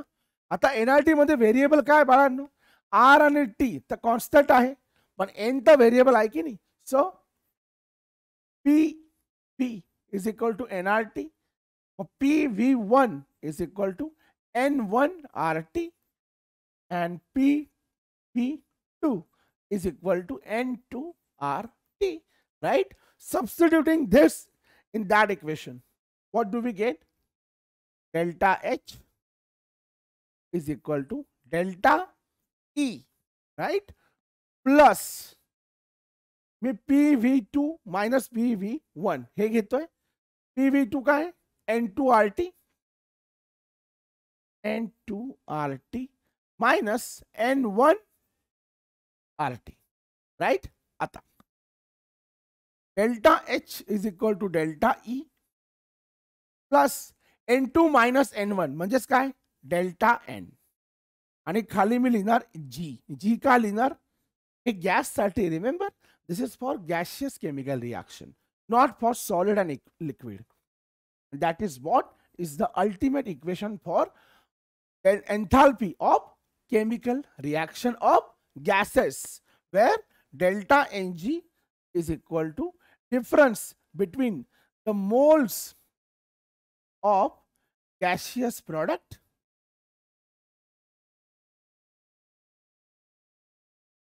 minus moles of gaseous reactant. आलं लक्षात? हे एक्सप्रेशन खूप ठिकाणी खूप न्यूमेरिकल मध्ये यूज केलं जातं आणि वापरलं जातं, म्हणून मी सांगतोय delta H is equal to delta E plus delta NG R T. Delta NG म्हणजे काय? दिस. आलं लक्षात? ओके. आता आपण एन्थॅल्पी ऑफ नॉर्मल एन्थॅल्पी काय असतं ते बघितलं, एन्थॅल्पी ऑफ केमिकल रिएक्शन बघितलं, राईट? आता आपण बघूया एन्थॅल्पी of different processes. Different processes म्हणजे कुठल्या कुठल्या? एन्थॅल्पी of fusion, enthalpy of vaporisation, enthalpy of sublimation. या सगळ्या प्रोसेस आपण आता एक एक एक एक करून बघणार आहोत. So the next topic is enthalpies of physical transformation. आता एन्थॅल्पीज ऑफ फिजिकल ट्रान्सफॉर्मेशन काय ते बघा, एकदम सिंपल आहे. मी तुम्हाला एक किंवा दोन स्लाइड वरती सगळ्या गोष्टी व्यवस्थित सांगतो. एन्थॅल्पीज ऑफ फ्युजन. पहिली गोष्ट, एन्थॅल्पीज ऑफ फिजिकल ट्रान्सफॉर्मेशन म्हणजे काय? बघा, फिजिकल ट्रान्सफॉर्मेशन म्हणजे जिथे सॉलिडचा लिक्विड बनतो किंवा लिक्विडचा गॅस बनतो किंवा सॉलिडचा गॅस बनतो सब्लिमेशन मध्ये, किंवा एखादा सबस्टन्स दुसऱ्या सबस्टन्स मध्ये डिझॉल्व्ह होतो. या सगळ्या गोष्टी येतात फिजिकल ट्रान्सफॉर्मेशन मध्ये. जिथे केमिकल रिएक्शन होत नाही, फक्त फिजिकल फॉर्म किंवा फिजिकल स्टेट चेंज होतो, त्याला म्हणतात फिजिकल ट्रान्सफॉर्मेशन. ओके. सो सगळ्यात आधी आहे एन्थॅल्पी ऑफ फ्युजन. आता फ्युजन म्हणजे काय? मेल्टिंग. एखादा सॉलिड सबस्टन्स जेव्हा मेल्ट होतो त्याला आपण म्हणतो फ्युजन, राईट? तुम्ही हे एन्थॅल्पी ऑफ फ्युजन मोजणार कसा?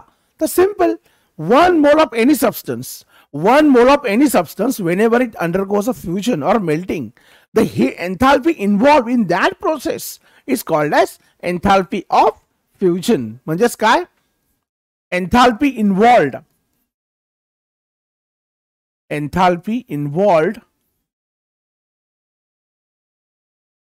in the process, enthalpy involved in the process where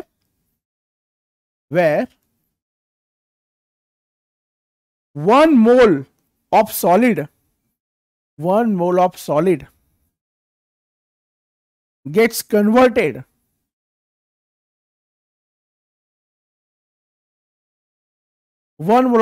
gets melted to form liquid. त्यालाच काय म्हणतात? Enthalpy of fusion. ठीक आहे. फॉर एक्झाम्पल वॉटरचा solid state to liquid state suppose गेला, राईट? तर याचा एन्थॅल्पी ऑफ फ्युजन, ज्याला आपण डेल्टा एच एफ म्हणू किंवा फ्युजनच म्हणू, तो किती बाळांना माहिती आहे? 6 किलोजूल पर मोल. किती? प्लस 6 किलोजूल पर मोल. म्हणजे लिक्विड सॉलिड वॉटर म्हणजे आईस मेल्ट होऊन जेव्हा लिक्विड बनतो त्याला एनर्जी किती लागते 6 किलो जूल पर मोल जर तुम्ही 1 मोल घेतला तर. मग जेव्हा वॉटरचा आईस बनतो जे फ्रीजिंग जेव्हा होते तेव्हा काय होणार याच्या उलटी प्रोसेस होणार एनर्जी इव्हॉल्व्ह होणार आणि तेव्हा बरोबर एवढीच एनर्जी इव्हॉल्व्ह होते. आलं लक्षात बाळांनो. तसं एन्थाल्पी ऑफ वेपरायझेशन काय येणार पुन्हा तेच. आता बघा पहिलं स्टेटमेंट एक्झॅक्ट सेम आहे. Enthalpy involve in the process where 1 mole इथपर्यंत सेम आहे. 1 mole of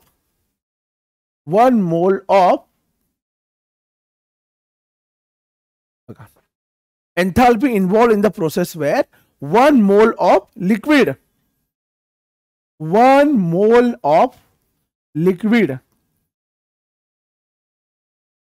gets vaporized.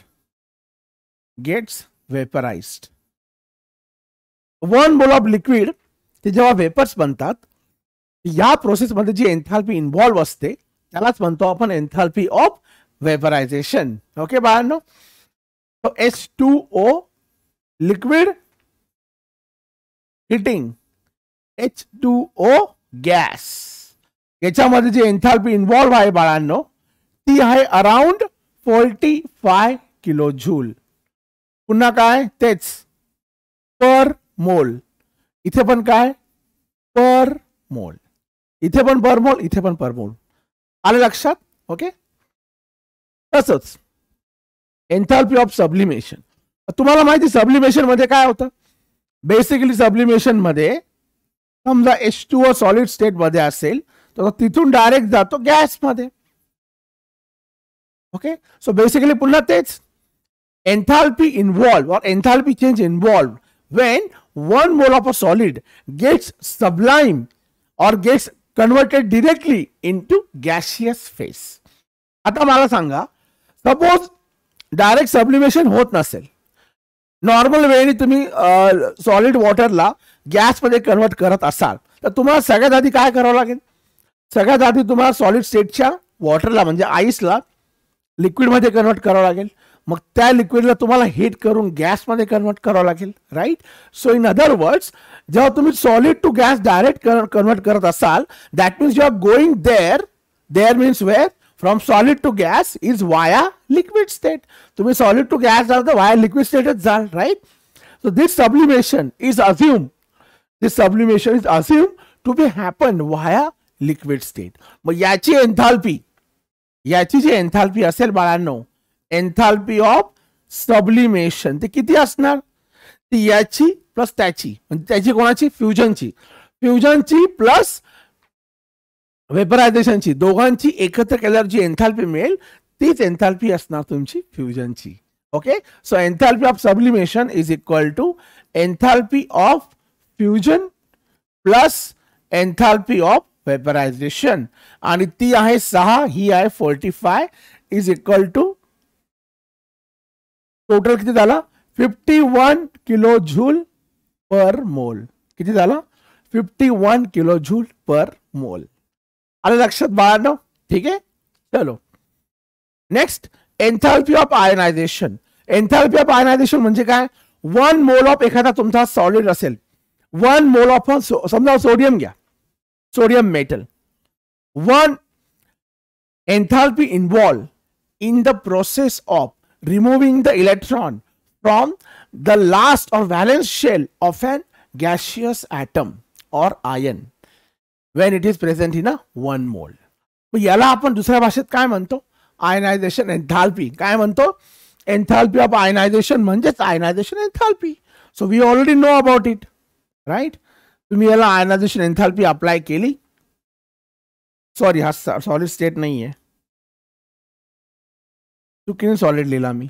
Sodium gas it loses electron to form Na plus E minus. So enthalpy of ionization is nothing but ionization enthalpy. You already know about it, right? याच्या opposite काय असतं electron gain enthalpy. काय असतं electron gain enthalpy. Next enthalpy of ॲटोमायझेशन.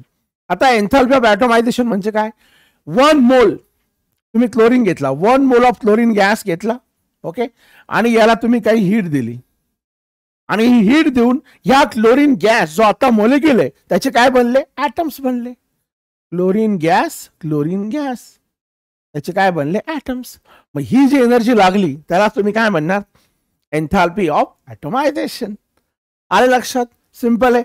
पुन्हा हा किती घ्यावा लागेल, 1 मोल घ्यावा लागेल. Last, enthalpy of solution.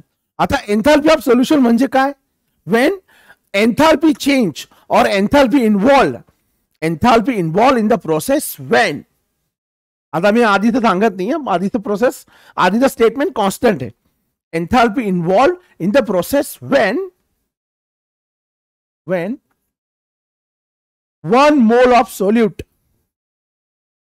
when 1 mole of solute is dissolved, 1 mole of solute is dissolved in given quantity of solvent.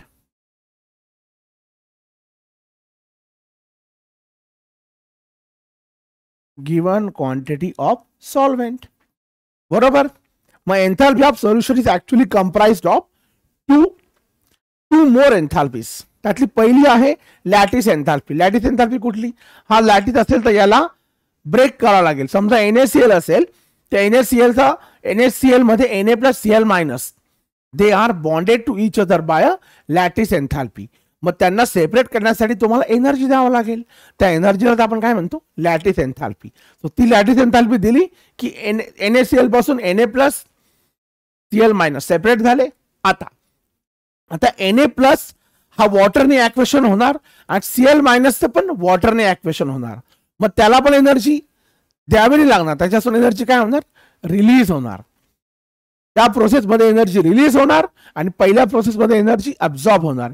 या दोघांचं कॉम्बिनेशन म्हणजेच काय बाळांनो, एन्थाल्पी ऑफ सोल्युशन. आलं लक्षात, ओके, ठीक आहे. चलो moving ahead. Then next, enthalpy of chemical reaction. आता एन्थाल्पी ऑफ केमिकल रिॲक्शन काय, तर बघा, सपोज तुमची केमिकल रिॲक्शन आहे AA plus BB. This gives you CC plus DD. इथे capital A, capital B, capital C, capital D. हे काय, capital A and B reactants आहे, capital C and D products. हे तुम्हाला माहितीच आहे. म्हणजे small a, small b, small c हे जे आहे, these are the stoichiometric coefficients. काय आहेत, स्टोशियोमेट्रिक कोएफिशियंट्स. ओके. मग आता एन्थाल्पी ऑफ केमिकल रिॲक्शन काय असतं बघा, डेल्टा H R लिहितो मी. Delta HR stands for reaction. ठीक आहे. Is equal to what, delta H थांबा, हा, CHC plus DHD minus AHA plus PHB. आता हे HC, HD, HA, HB हे काय, या आहेत मोलर एन्थाल्पीज. काय आहेत बाळांनो, molar enthalpies of individual species. In other words, enthalpy of reaction is equal to delta H of products minus delta H of reactants. त्यालाच काय म्हणतो आपण, enthalpy of reaction. Right, simple enough. या मोलर गॅस एन्थाल्पीच्या value ज्या असतात त्या एक्झामला दिलेल्या असतात. तो एन्थाल्पी ऑफ रिॲक्शन अशाच प्रकारे काढली जाते. ओके, ठीक आहे. चलो moving ahead. Standard enthalpy of reaction. आता एन्थाल्पी ऑफ रिॲक्शन आपण जस्ट बघितला. स्टँडर्ड एन्थाल्पी ऑफ रिॲक्शन म्हणजे काय, तर standard enthalpy of reaction is the enthalpy of a chemical reaction only. जसं आता बघितलं तसंच, standard enthalpy of chemical reaction is nothing but the enthalpy change of a chemical reaction where the species involved in the reactions or reactants involved in the reaction are present in their standard state. जसं नाव दिले enthalpy of रिॲक्शनला, आता मी इथे म्हणतोय standard enthalpy of reaction. Standard enthalpy of reaction काय असेल तर ज्या ज्या ज्या केमिकल रिॲक्शनची तुम्ही एन्थॅल्पी काढत आहात त्या केमिकल रिॲक्शन मध्ये जे रिॲक्टन्स इन्व्हॉल्व्ह आहे ते रिॲक्टन्स त्यांच्या स्टँडर्ड स्टेट मध्ये प्रेझेंट आहे. कशामध्ये? स्टँडर्ड स्टेट मध्ये. मग स्टँडर्ड स्टेट म्हणजे काय तर बघा आधी ते लक्षात घ्या. स्टँडर्ड स्टेट म्हणजे काय तर standard state. So standard state, it is that state of any substance in which or where substance is most stable. The state where substance is most stable at is called as standard state of the substance. आलं लक्षात? A physical state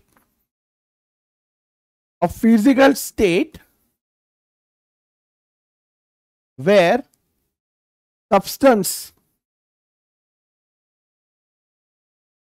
is most stable at. A physical state where substance is most stable at is called as standard state. Okay? जसं की असं म्हणा की natural एखाद्या सबस्टन्सची natural state जी असते त्यालाच म्हणतात स्टँडर्ड स्टेट. जसं की बघा आयन साठी स्टँडर्ड स्टेट काय?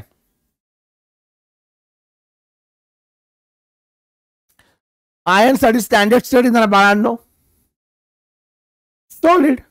Solid is the standard state of ion. Water साठी स्टँडर्ड स्टेट काय? लिक्विड. हायड्रोजन साठी स्टँडर्ड स्टेट काय? गॅस. सोडियम साठी स्टँडर्ड स्टेट काय? सॉलिड. राईट. त्यानंतर क्रोमियम साठी स्टँडर्ड स्टेट काय? सॉलिड. आले लक्षात? So this is what is called as standard state. So a physical state where substance is most stable at is called as standard state. And most stable at इथे अजून एक गोष्ट आहे at 1 bar pressure and 298 Kelvin. त्या state मध्ये 1 bar pressure and 298 Kelvin टेम्परेचरला जो substance सगळ्यात stable असतो जो पण सबस्टन्स सगळ्यात स्टेबल असतो त्याला म्हणता स्टँडर्ड स्टेट. ठीक आहे. आणि liquid state for liquid state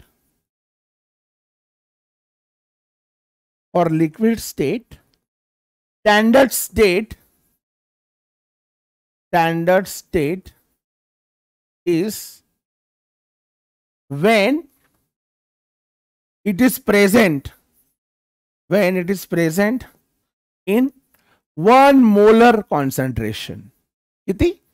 1 molar concentration. आलं लक्षात? For a liquid state, the standard state is when it is present in 1 molar concentration. Okay? So standard enthalpy of reaction म्हणजेच काय? Enthalpy changes of chemical reaction. Enthalpy changes of chemical reaction involving reactants in their standard state. Involving reactant in their standard state. All lakshat? Clear? Okay. Chalo then. Moving ahead. Now bond enthalpy. आता bond एन्थॅल्पी म्हणजे काय तर एखादा covalent bond break करण्यासाठी जी energy लागते त्याला म्हणतात bond एन्थॅल्पी.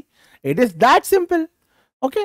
एकदम सिंपल. कॉम्प्लिकेटेड काही नाही. म्हणजे तुम्ही हायड्रोजन गॅस घ्या. हायड्रोजन गॅस मध्ये हायड्रोजन कोव्हॅलंट बॉन्ड आहे. राईट. याला ब्रेक करायला तुम्हाला काहीतरी एनर्जी द्यावं लागेल. राईट. याच्यापासून hydrogen gas atomic hydrogen gas बनणार. सो ही जी एनर्जी लागली त्यालाच म्हणणार तुम्ही बॉन्ड एन्थॅल्पी. काय म्हणणार? बॉन्ड एन्थॅल्पी. म्हणजेच काय? एन्थॅल्पी change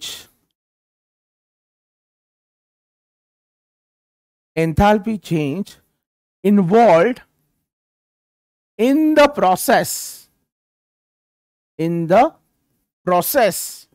where covalent bond is broken.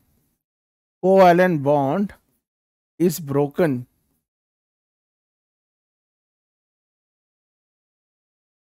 for any species present in 1 molar concentration. म्हणजे एखादी 1 मोल एखादा तुम्ही सबस्टन्स घेतला तर त्याच्यात ते सगळे कोव्हॅलेंट बॉन्ड ब्रेक करण्यासाठीची एनर्जी लागेल, त्याला तुम्ही म्हणणार बॉन्ड एन्थॅल्पी. जसं इथे काहीतरी एनर्जी लागेल तसंच HCl तुम्ही बाळांनो गॅस घेतला, याला तुम्ही हीट केला, ठीक आहे, याला तुम्ही हीट केला, यू विल गेट हायड्रोजन. इथे ऍक्च्युली फ्री रॅडिकल मिळतात. ओके, इथे पण तुम्हाला फ्री रॅडिकल मिळू शकतात. हे असे ही जी एनर्जी लागेल या एनर्जीलाच तुम्ही काय म्हणतात, बॉन्ड एन्थॅल्पी. आलं लक्षात? सिंपल आहे. एन्थॅल्पीच्या पुढे जो शब्द आहे त्याच्यावर तुम्हाला कळू शकतं की ती एन्थॅल्पी कसली आहे. ठीक आहे. ओके, चलो then. Hess law of constant heat summation. Hess law of constant heat summation is really important. आपण जेव्हा क्वेश्चन सॉल्व करू त्या तुम्हाला कळेलच की हेस लॉ ऍक्च्युली किती कामाचा आहे.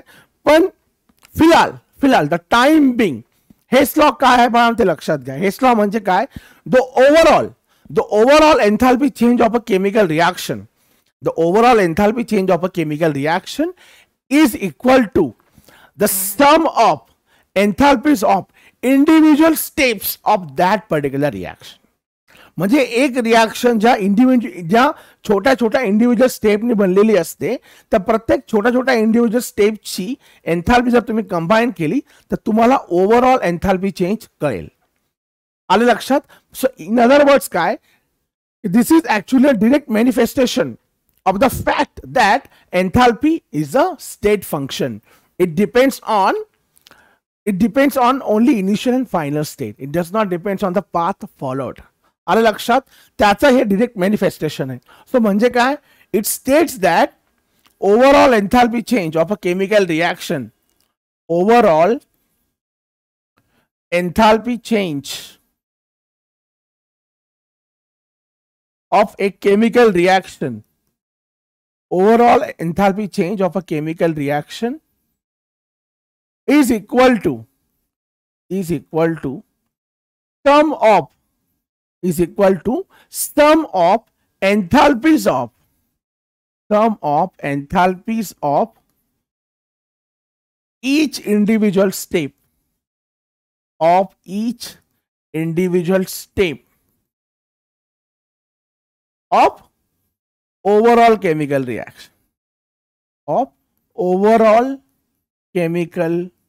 reaction, आलं लक्षात? हवं तर तुम्हाला मी सिंपल सांगतो बघा. 2H2 plus G, this reacts with N2 to get you N2H4. आता या स्टेपचा काहीतरी एन्थॅल्पी आहे, डेल्टा H1 पकडू आपण. ठीक आहे, delta H1 suppose x kilo joule per मोल आहे. ठीक आहे, आता मला पण एक्झॅक्ट माहिती नाही आणि तुम्हाला पण माहित असणं अपेक्षित नाहीये. x kilo joule per mole. ठीक आहे, N2H4G, this reacts with another H2G and that gives you ammonia 2NH3G.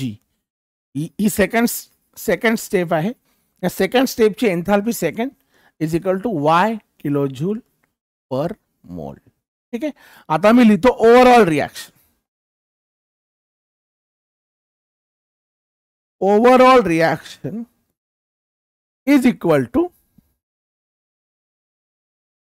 N2H4G. ठीक आहे, N2H4G नाही सॉरी N2H4G काय बोलतोय मी, सॉरी. ओव्हरऑल रिएक्शन काय बघा, N2G plus 3H2G. Overall reaction is nothing but the formation of ammonia. N2H4 gets cancelled. 2H2 plus H2 3H2, N2 plus 3H2 2NH3. So overall enthalpy of chemical reaction here, R लिहितो ना इथे, enthalpy of reaction is equal to delta H1 plus delta H2 is equal to X plus Y kilojoule per mole. Are you lakshat? So overall enthalpy of a reaction is equal to the sum of individual enthalpies of individual steps of that particular reaction. आहे लक्षात. आपण जेव्हा question solve करू तेव्हा तुम्हाला अजून चांगल्या पद्धतीने कळेल की हेच लॉ आहे तरी काय. ओके बाळांनो, ठीक आहे. चलो moving ahead. Then next spontaneous process. आता स्पॉन्टेनियस प्रोसेस म्हणजे काय, तर बाबा अशी process which happens by its own. Any process which happen by its own is called as spontaneous process. Okay, any process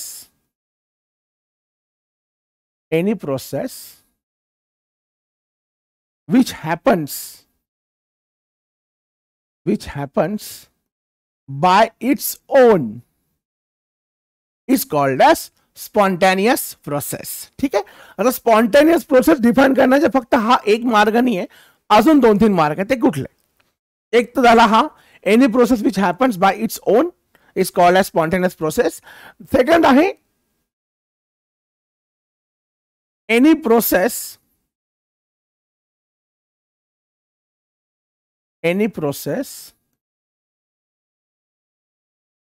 which leads to equilibrium. Any process which leads to equilibrium is called as spontaneous process. त्यानंतर अजून काही characteristics सांगायचे राहिले तर this process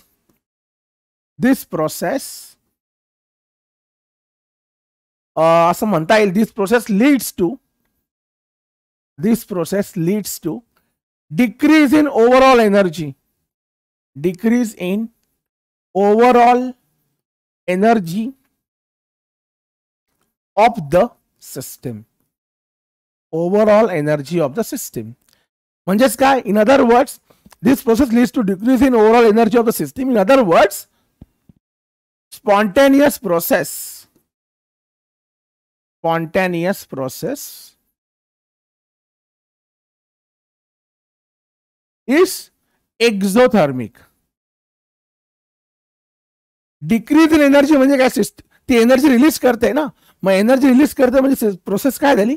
exothermic झाली. आज लक्षात बाळांनो. पण अरे सॉरी, पण त्याच्यामध्ये काही झोल आहेत. ते झोल कसे ते मी तुम्हाला सांगतो. आता बघा,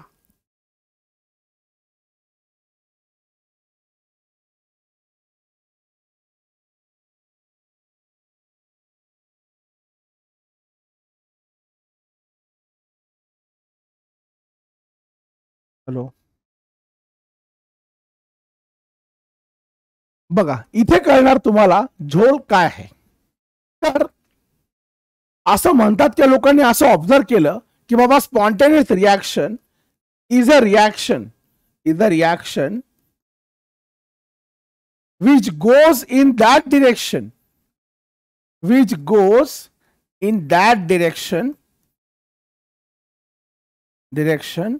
where energy of the system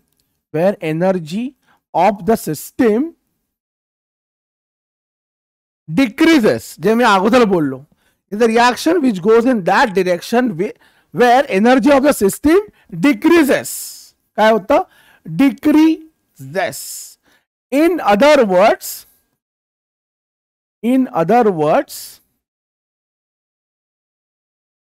it is exothermic.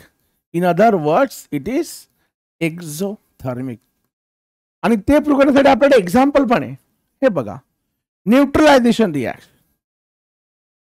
Neutralisation of HCl and NaOH. HCl plus NaOH. This gives you NaCl plus H2O. This gives you what? NaCl plus H2O, and this process, my friend, is exothermic. It is exothermic and it is spontaneous. spontaneous.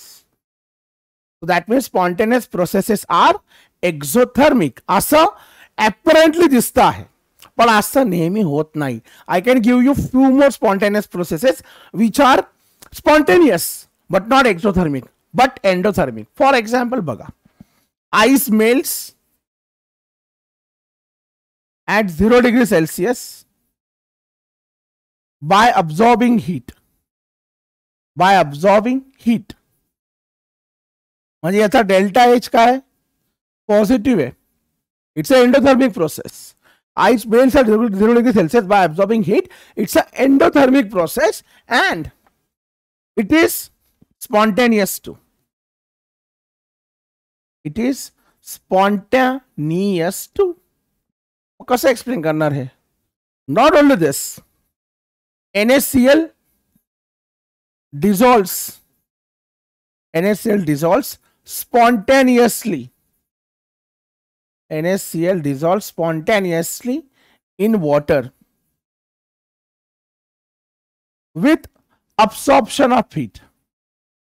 With absorption of heat. आता मी हे अगोदरच सांगितलं की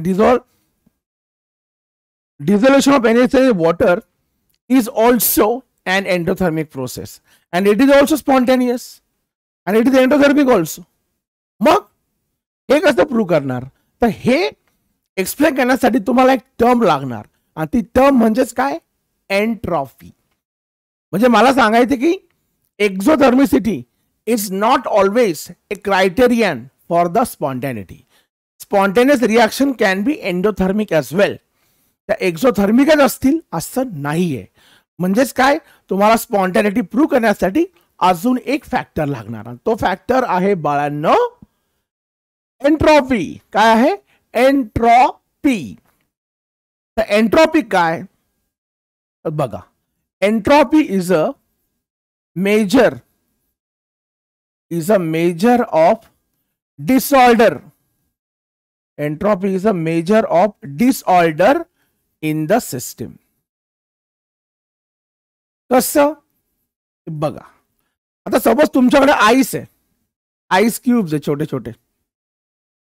हे ice cubes आहे. Okay, हे melt झाले by applying heat. What you got is liquid water, right.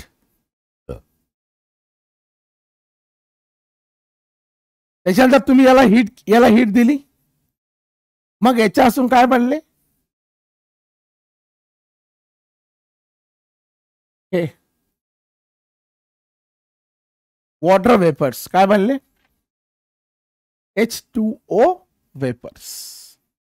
आता हे सगळं जेव्हा झालं तर तुम्ही मला सांगा, तिघांमध्ये सगळ्यात ऑर्डर स्टेट कुठली आहे? आईस.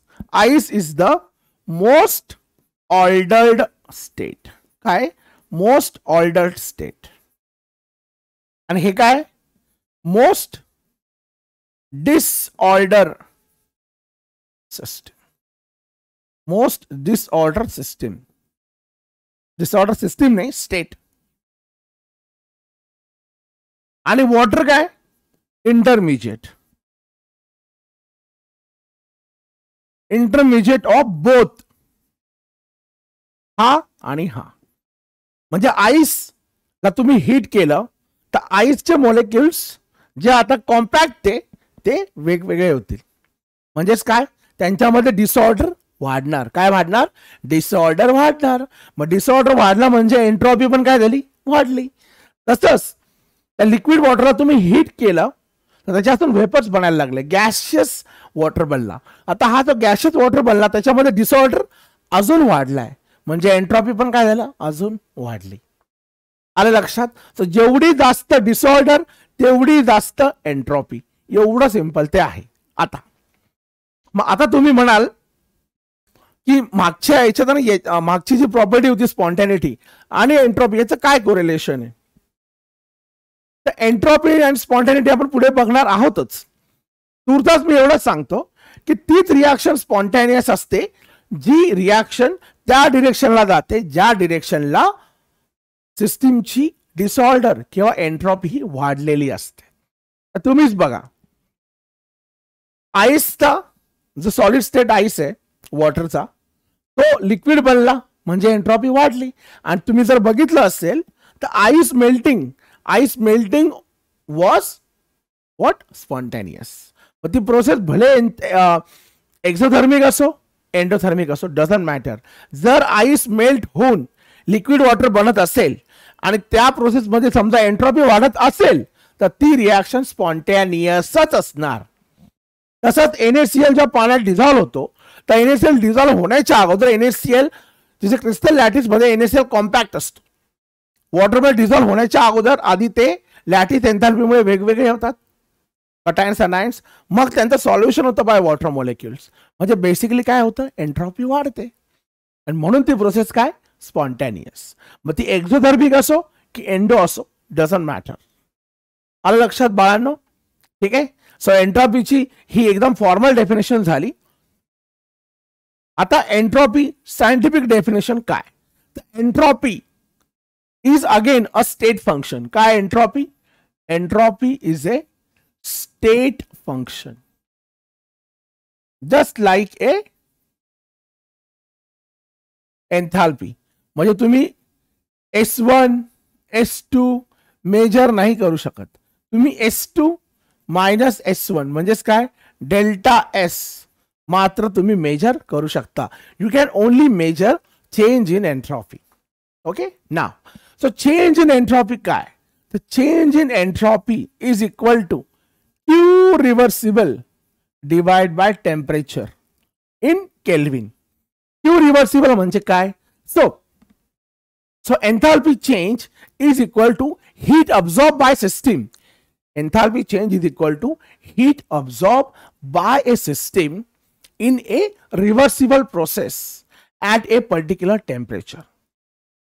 एखाद्या particular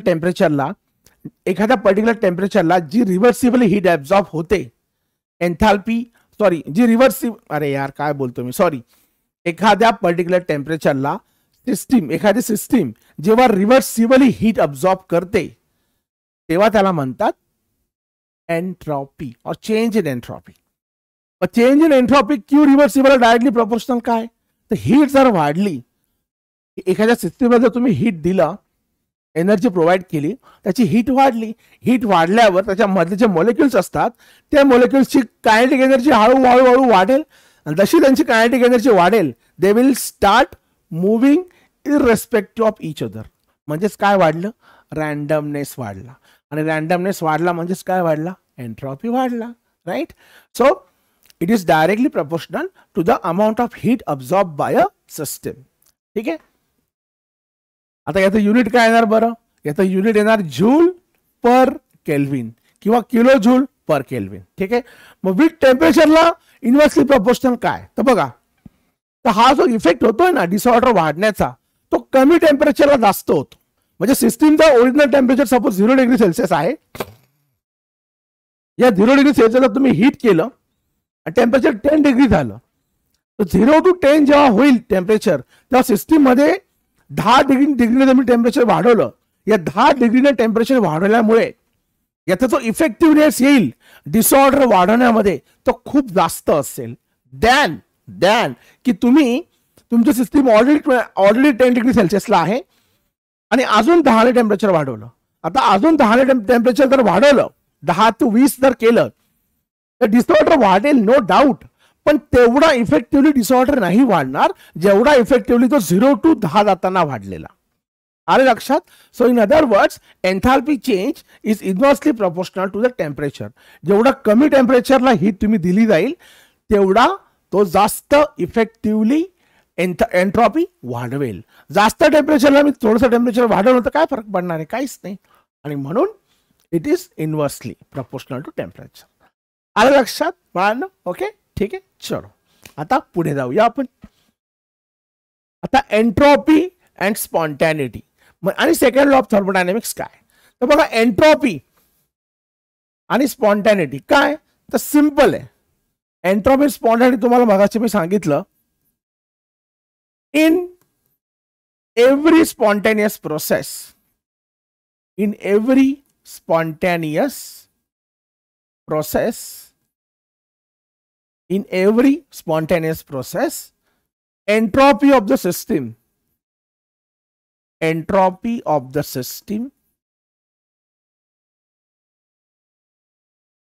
always increases. In every spontaneous process, entropy of the system always increases. Doesn't matter कुठलीही प्रोसेस असो, जर एंट्रॉपी वाढत असेल तर ती स्पॉन्टॅनियसच असणार. मग भले तुमची प्रोसेस एक्झोथर्मिक असो की एंडोथर्मिक असो, doesn't matter. For example, ice melts is what, याच्यात एंट्रॉपी काय होते, वाढते. आणि म्हणजेच ही प्रोसेस काय, स्पॉन्टॅनियस, राईट. तसंच salts dissolved in water, काय होतं त्याच्यामध्ये बाळांनो, एंट्रॉपी वाढते की नाही, एंट्रॉपी वाढते म्हणून प्रोसेस काय, spontaneous. So that is what the correlation between entropy and spontaneity. Okay, मगाशी तर मी सांगितलं होतंच ते, फक्त पुन्हा एकदा मी त्याला रिपीट केलं. सेकंड लॉ ऑफ थर्मोडायनेमिक्स काय. आता सेकंड लॉ ऑफ थर्मोडायनेमिक्स जो आहे ना बाळांनो, तो सिस्टीम अँड सराउंडिंग दोघांना पकडतो. म्हणजे एखाद्या प्रोसेस तुम्हाला असं सापडेल की सिस्टीम रिॲक्शन स्पॉन्टेनियस आहे पण त्याची एंट्रॉपी वाढत नाही, कमी होते. तो म्हणा सर हे कसं काय, तुम्ही तर लॉ सांगितला बरोबर आहे बाळांनो, पण त्या प्रोसेसमध्ये सिस्टीमची एंट्रॉपी भले कमी होत असेल, परंतु सराउंडिंगची एंट्रॉपी वाढते ना. Overall entropy of the universe is always increasing. कारण तुम्ही सिस्टीम प्लस सराउंडिंग, आपण नेचरमध्ये एकटे तर राहत नाही. आता आपली बॉडी एक सिस्टीम आहे, आपण खातो पितो सोडतो, राईट. परंतु मग सराउंडिंग पासून आपण घेतो, सराउंडिंग मध्ये सोडतो ना, आणि काही पार्ट स्वतःला ठेवतो. तर सराउंडिंग शिवाय आपण जगू शकत नाही. इथे सुद्धा तेच आहे. म्हणजेच काय, overall entropy of the universe is always increasing. Overall entropy of the universe is always increasing. In other words, entropy of system and surrounding. Entropy of system and surrounding is always increasing. Okay, or in other words you can say delta S system plus delta S surrounding is always greater than 0, right? That is what the second law of thermodynamics is all about. ठीक आहे. आता काही गोष्टी थोड्याशा complicated आहेत. म्हणजे सगळ्यात गोष्टी एंट्रॉपीनी आणि स्पॉन्टॅनिटीनी एक्सप्लेन करता येत नाही. त्यासाठी तुम्हाला अजून काही एक्स्ट्रा गोष्टी लागतील समजण्यासाठी. आणि त्या एक्स्ट्रा गोष्टी म्हणजेच काय, तर बाळांनो अजून एक state function, rather last state function, तुमच्या याच्यातलं सगळ्यात लास्ट स्टेट फंक्शन, आणि ते म्हणजे कुठलं, तर गिब्स एनर्जी. कुठलं बाळांनो, Gibbs energy G is equal to H minus TS. आता मला सांगायची गरज नाहीये H मायनस TS. H म्हणजे काय बाळांनो, H म्हणजे एन्थाल्पी, S म्हणजे एंट्रॉपी, T म्हणजे ॲट कॉन्स्टंट टेम्परेचर जी काही गोष्ट घडते ते कॉन्स्टंट टेम्परेचर. सो गिव्स फ्री एनर्जी काय, ही ती एनर्जी आहे जी which is available to perform work. The energy which is available to perform work is called as गिव्स फ्री एनर्जी. ओके बाळांनो, ठीक आहे. So again it is a state function. मग हे जर स्टेट फंक्शन असेल तर म्हणजे मी नुसतं जी लिहून चालणार नाही, मला काय लावावं लागेल, G2 minus G1 right is equal to H2 minus TS2 minus H1 TS1 right. So therefore delta G is equal to delta H minus T delta S. That is what the Gibbs free energy change. Okay. मग आता याचा आणि स्पॉन्टॅनिटीचा कसा correlation आहे तर बघा एकदम simple आहे. डेल्टा जी तर ऍक्च्युअली जास्त कोरिलेट करतं स्पॉन्टॅनिटीशी. सांगू कसं बघा. डेल्टा जी तुम्ही इथं डेल्टा एच च्या व्हॅल्यू टाकणार, डेल्टा एस च्या टाकणार and at what ever temperature जे आपण टेम्परेचरला ते होत असेल ते टेम्परेचर तुम्ही टाकाल राईट. आणि तशाने तुम्हाला डेल्टा जी ची व्हॅल्यू मिळणार. आता डेल्टा जी जर नेगेटिव्ह आला तर तुमची रिॲक्शन काय, स्पॉन्टॅनियस. एवढं इझी ते. म्हणजे if the reaction is going in that direction where Gibbs free energy is decreasing, कारण नेगेटिव्ह आला म्हणजे डिक्रीजिंगच ना. डेल्टा जी म्हणजे G2 मायनस G1. मग G2 ची व्हॅल्यू G1 पेक्षा लहान आहे तेव्हाच तर नेगेटिव्ह येणार ना. So any process which leads to decrease in Gibbs free energy is a spontaneous process, or in other words, if the delta G is negative, reaction is spontaneous. If the delta G is positive, reaction is non-spontaneous.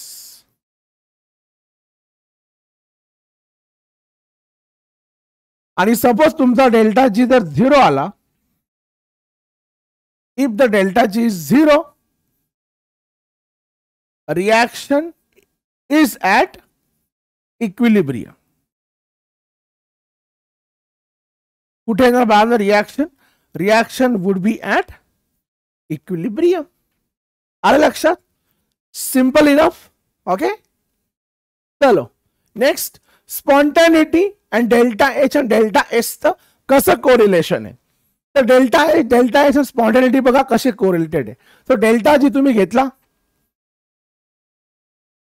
Delta H minus T delta S. Okay. Delta H minus T delta S. आता मला सांगा याच्यामध्ये suppose तुमचा delta H positive आहे. काय तुमचा delta H positive आहे. ठीक आहे. आणि डेल्टा एस जो आहे तो पण पॉझिटिव्ह आहे. Delta H positive, delta H पण पॉझिटिव्ह. आता ह्या delta H minus T delta H ही जी क्वांटिटी ना बाळांनो, ही क्वांटिटी ओव्हरऑल जर नेगेटिव्ह आली तर रिॲक्शन स्पॉन्टेनियस होणार राईट. मग आता रिॲक्शन स्पॉन्टेनियस होण्यासाठी काय काय कंडिशन लागतील त्या आपण बघत आहोत. आपण काय बघत आहोत, कंडिशन्स फॉर स्पॉन्टॅनिटी.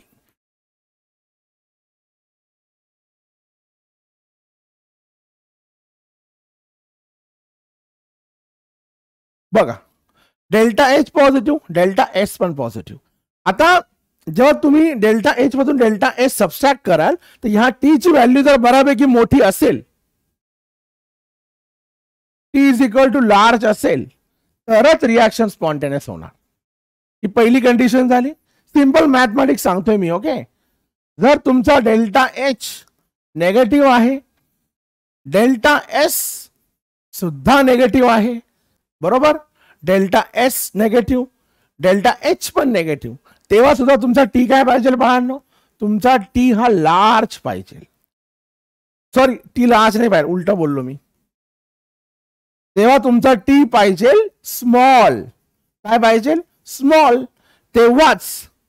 तेव्हाच along with this delta H should be more negative than the delta S. हा जेव्हा याच्यापेक्षा जास्त नेगेटिव्ह असेल म्हणजे टी डेल्टा एच ची व्हॅल्यू याच्यापेक्षा जास्त मोठी असेल तरच ओव्हरऑल डेल्टा जी तुमचा नेगेटिव्ह येणार राईट. त्यानंतर थर्ड, समजा तुमचा डेल्टा एच नेगेटिव्ह आहे. ओके. आणि डेल्टा एस पॉझिटिव्ह आहे. डेल्टा एस काय पॉझिटिव्ह आहे. मग टी ची व्हॅल्यू काही पण असो, T can have any value, reaction steel would be spontaneous. कारण हा नेगेटिव्ह आहे, हा पॉझिटिव्ह आहे.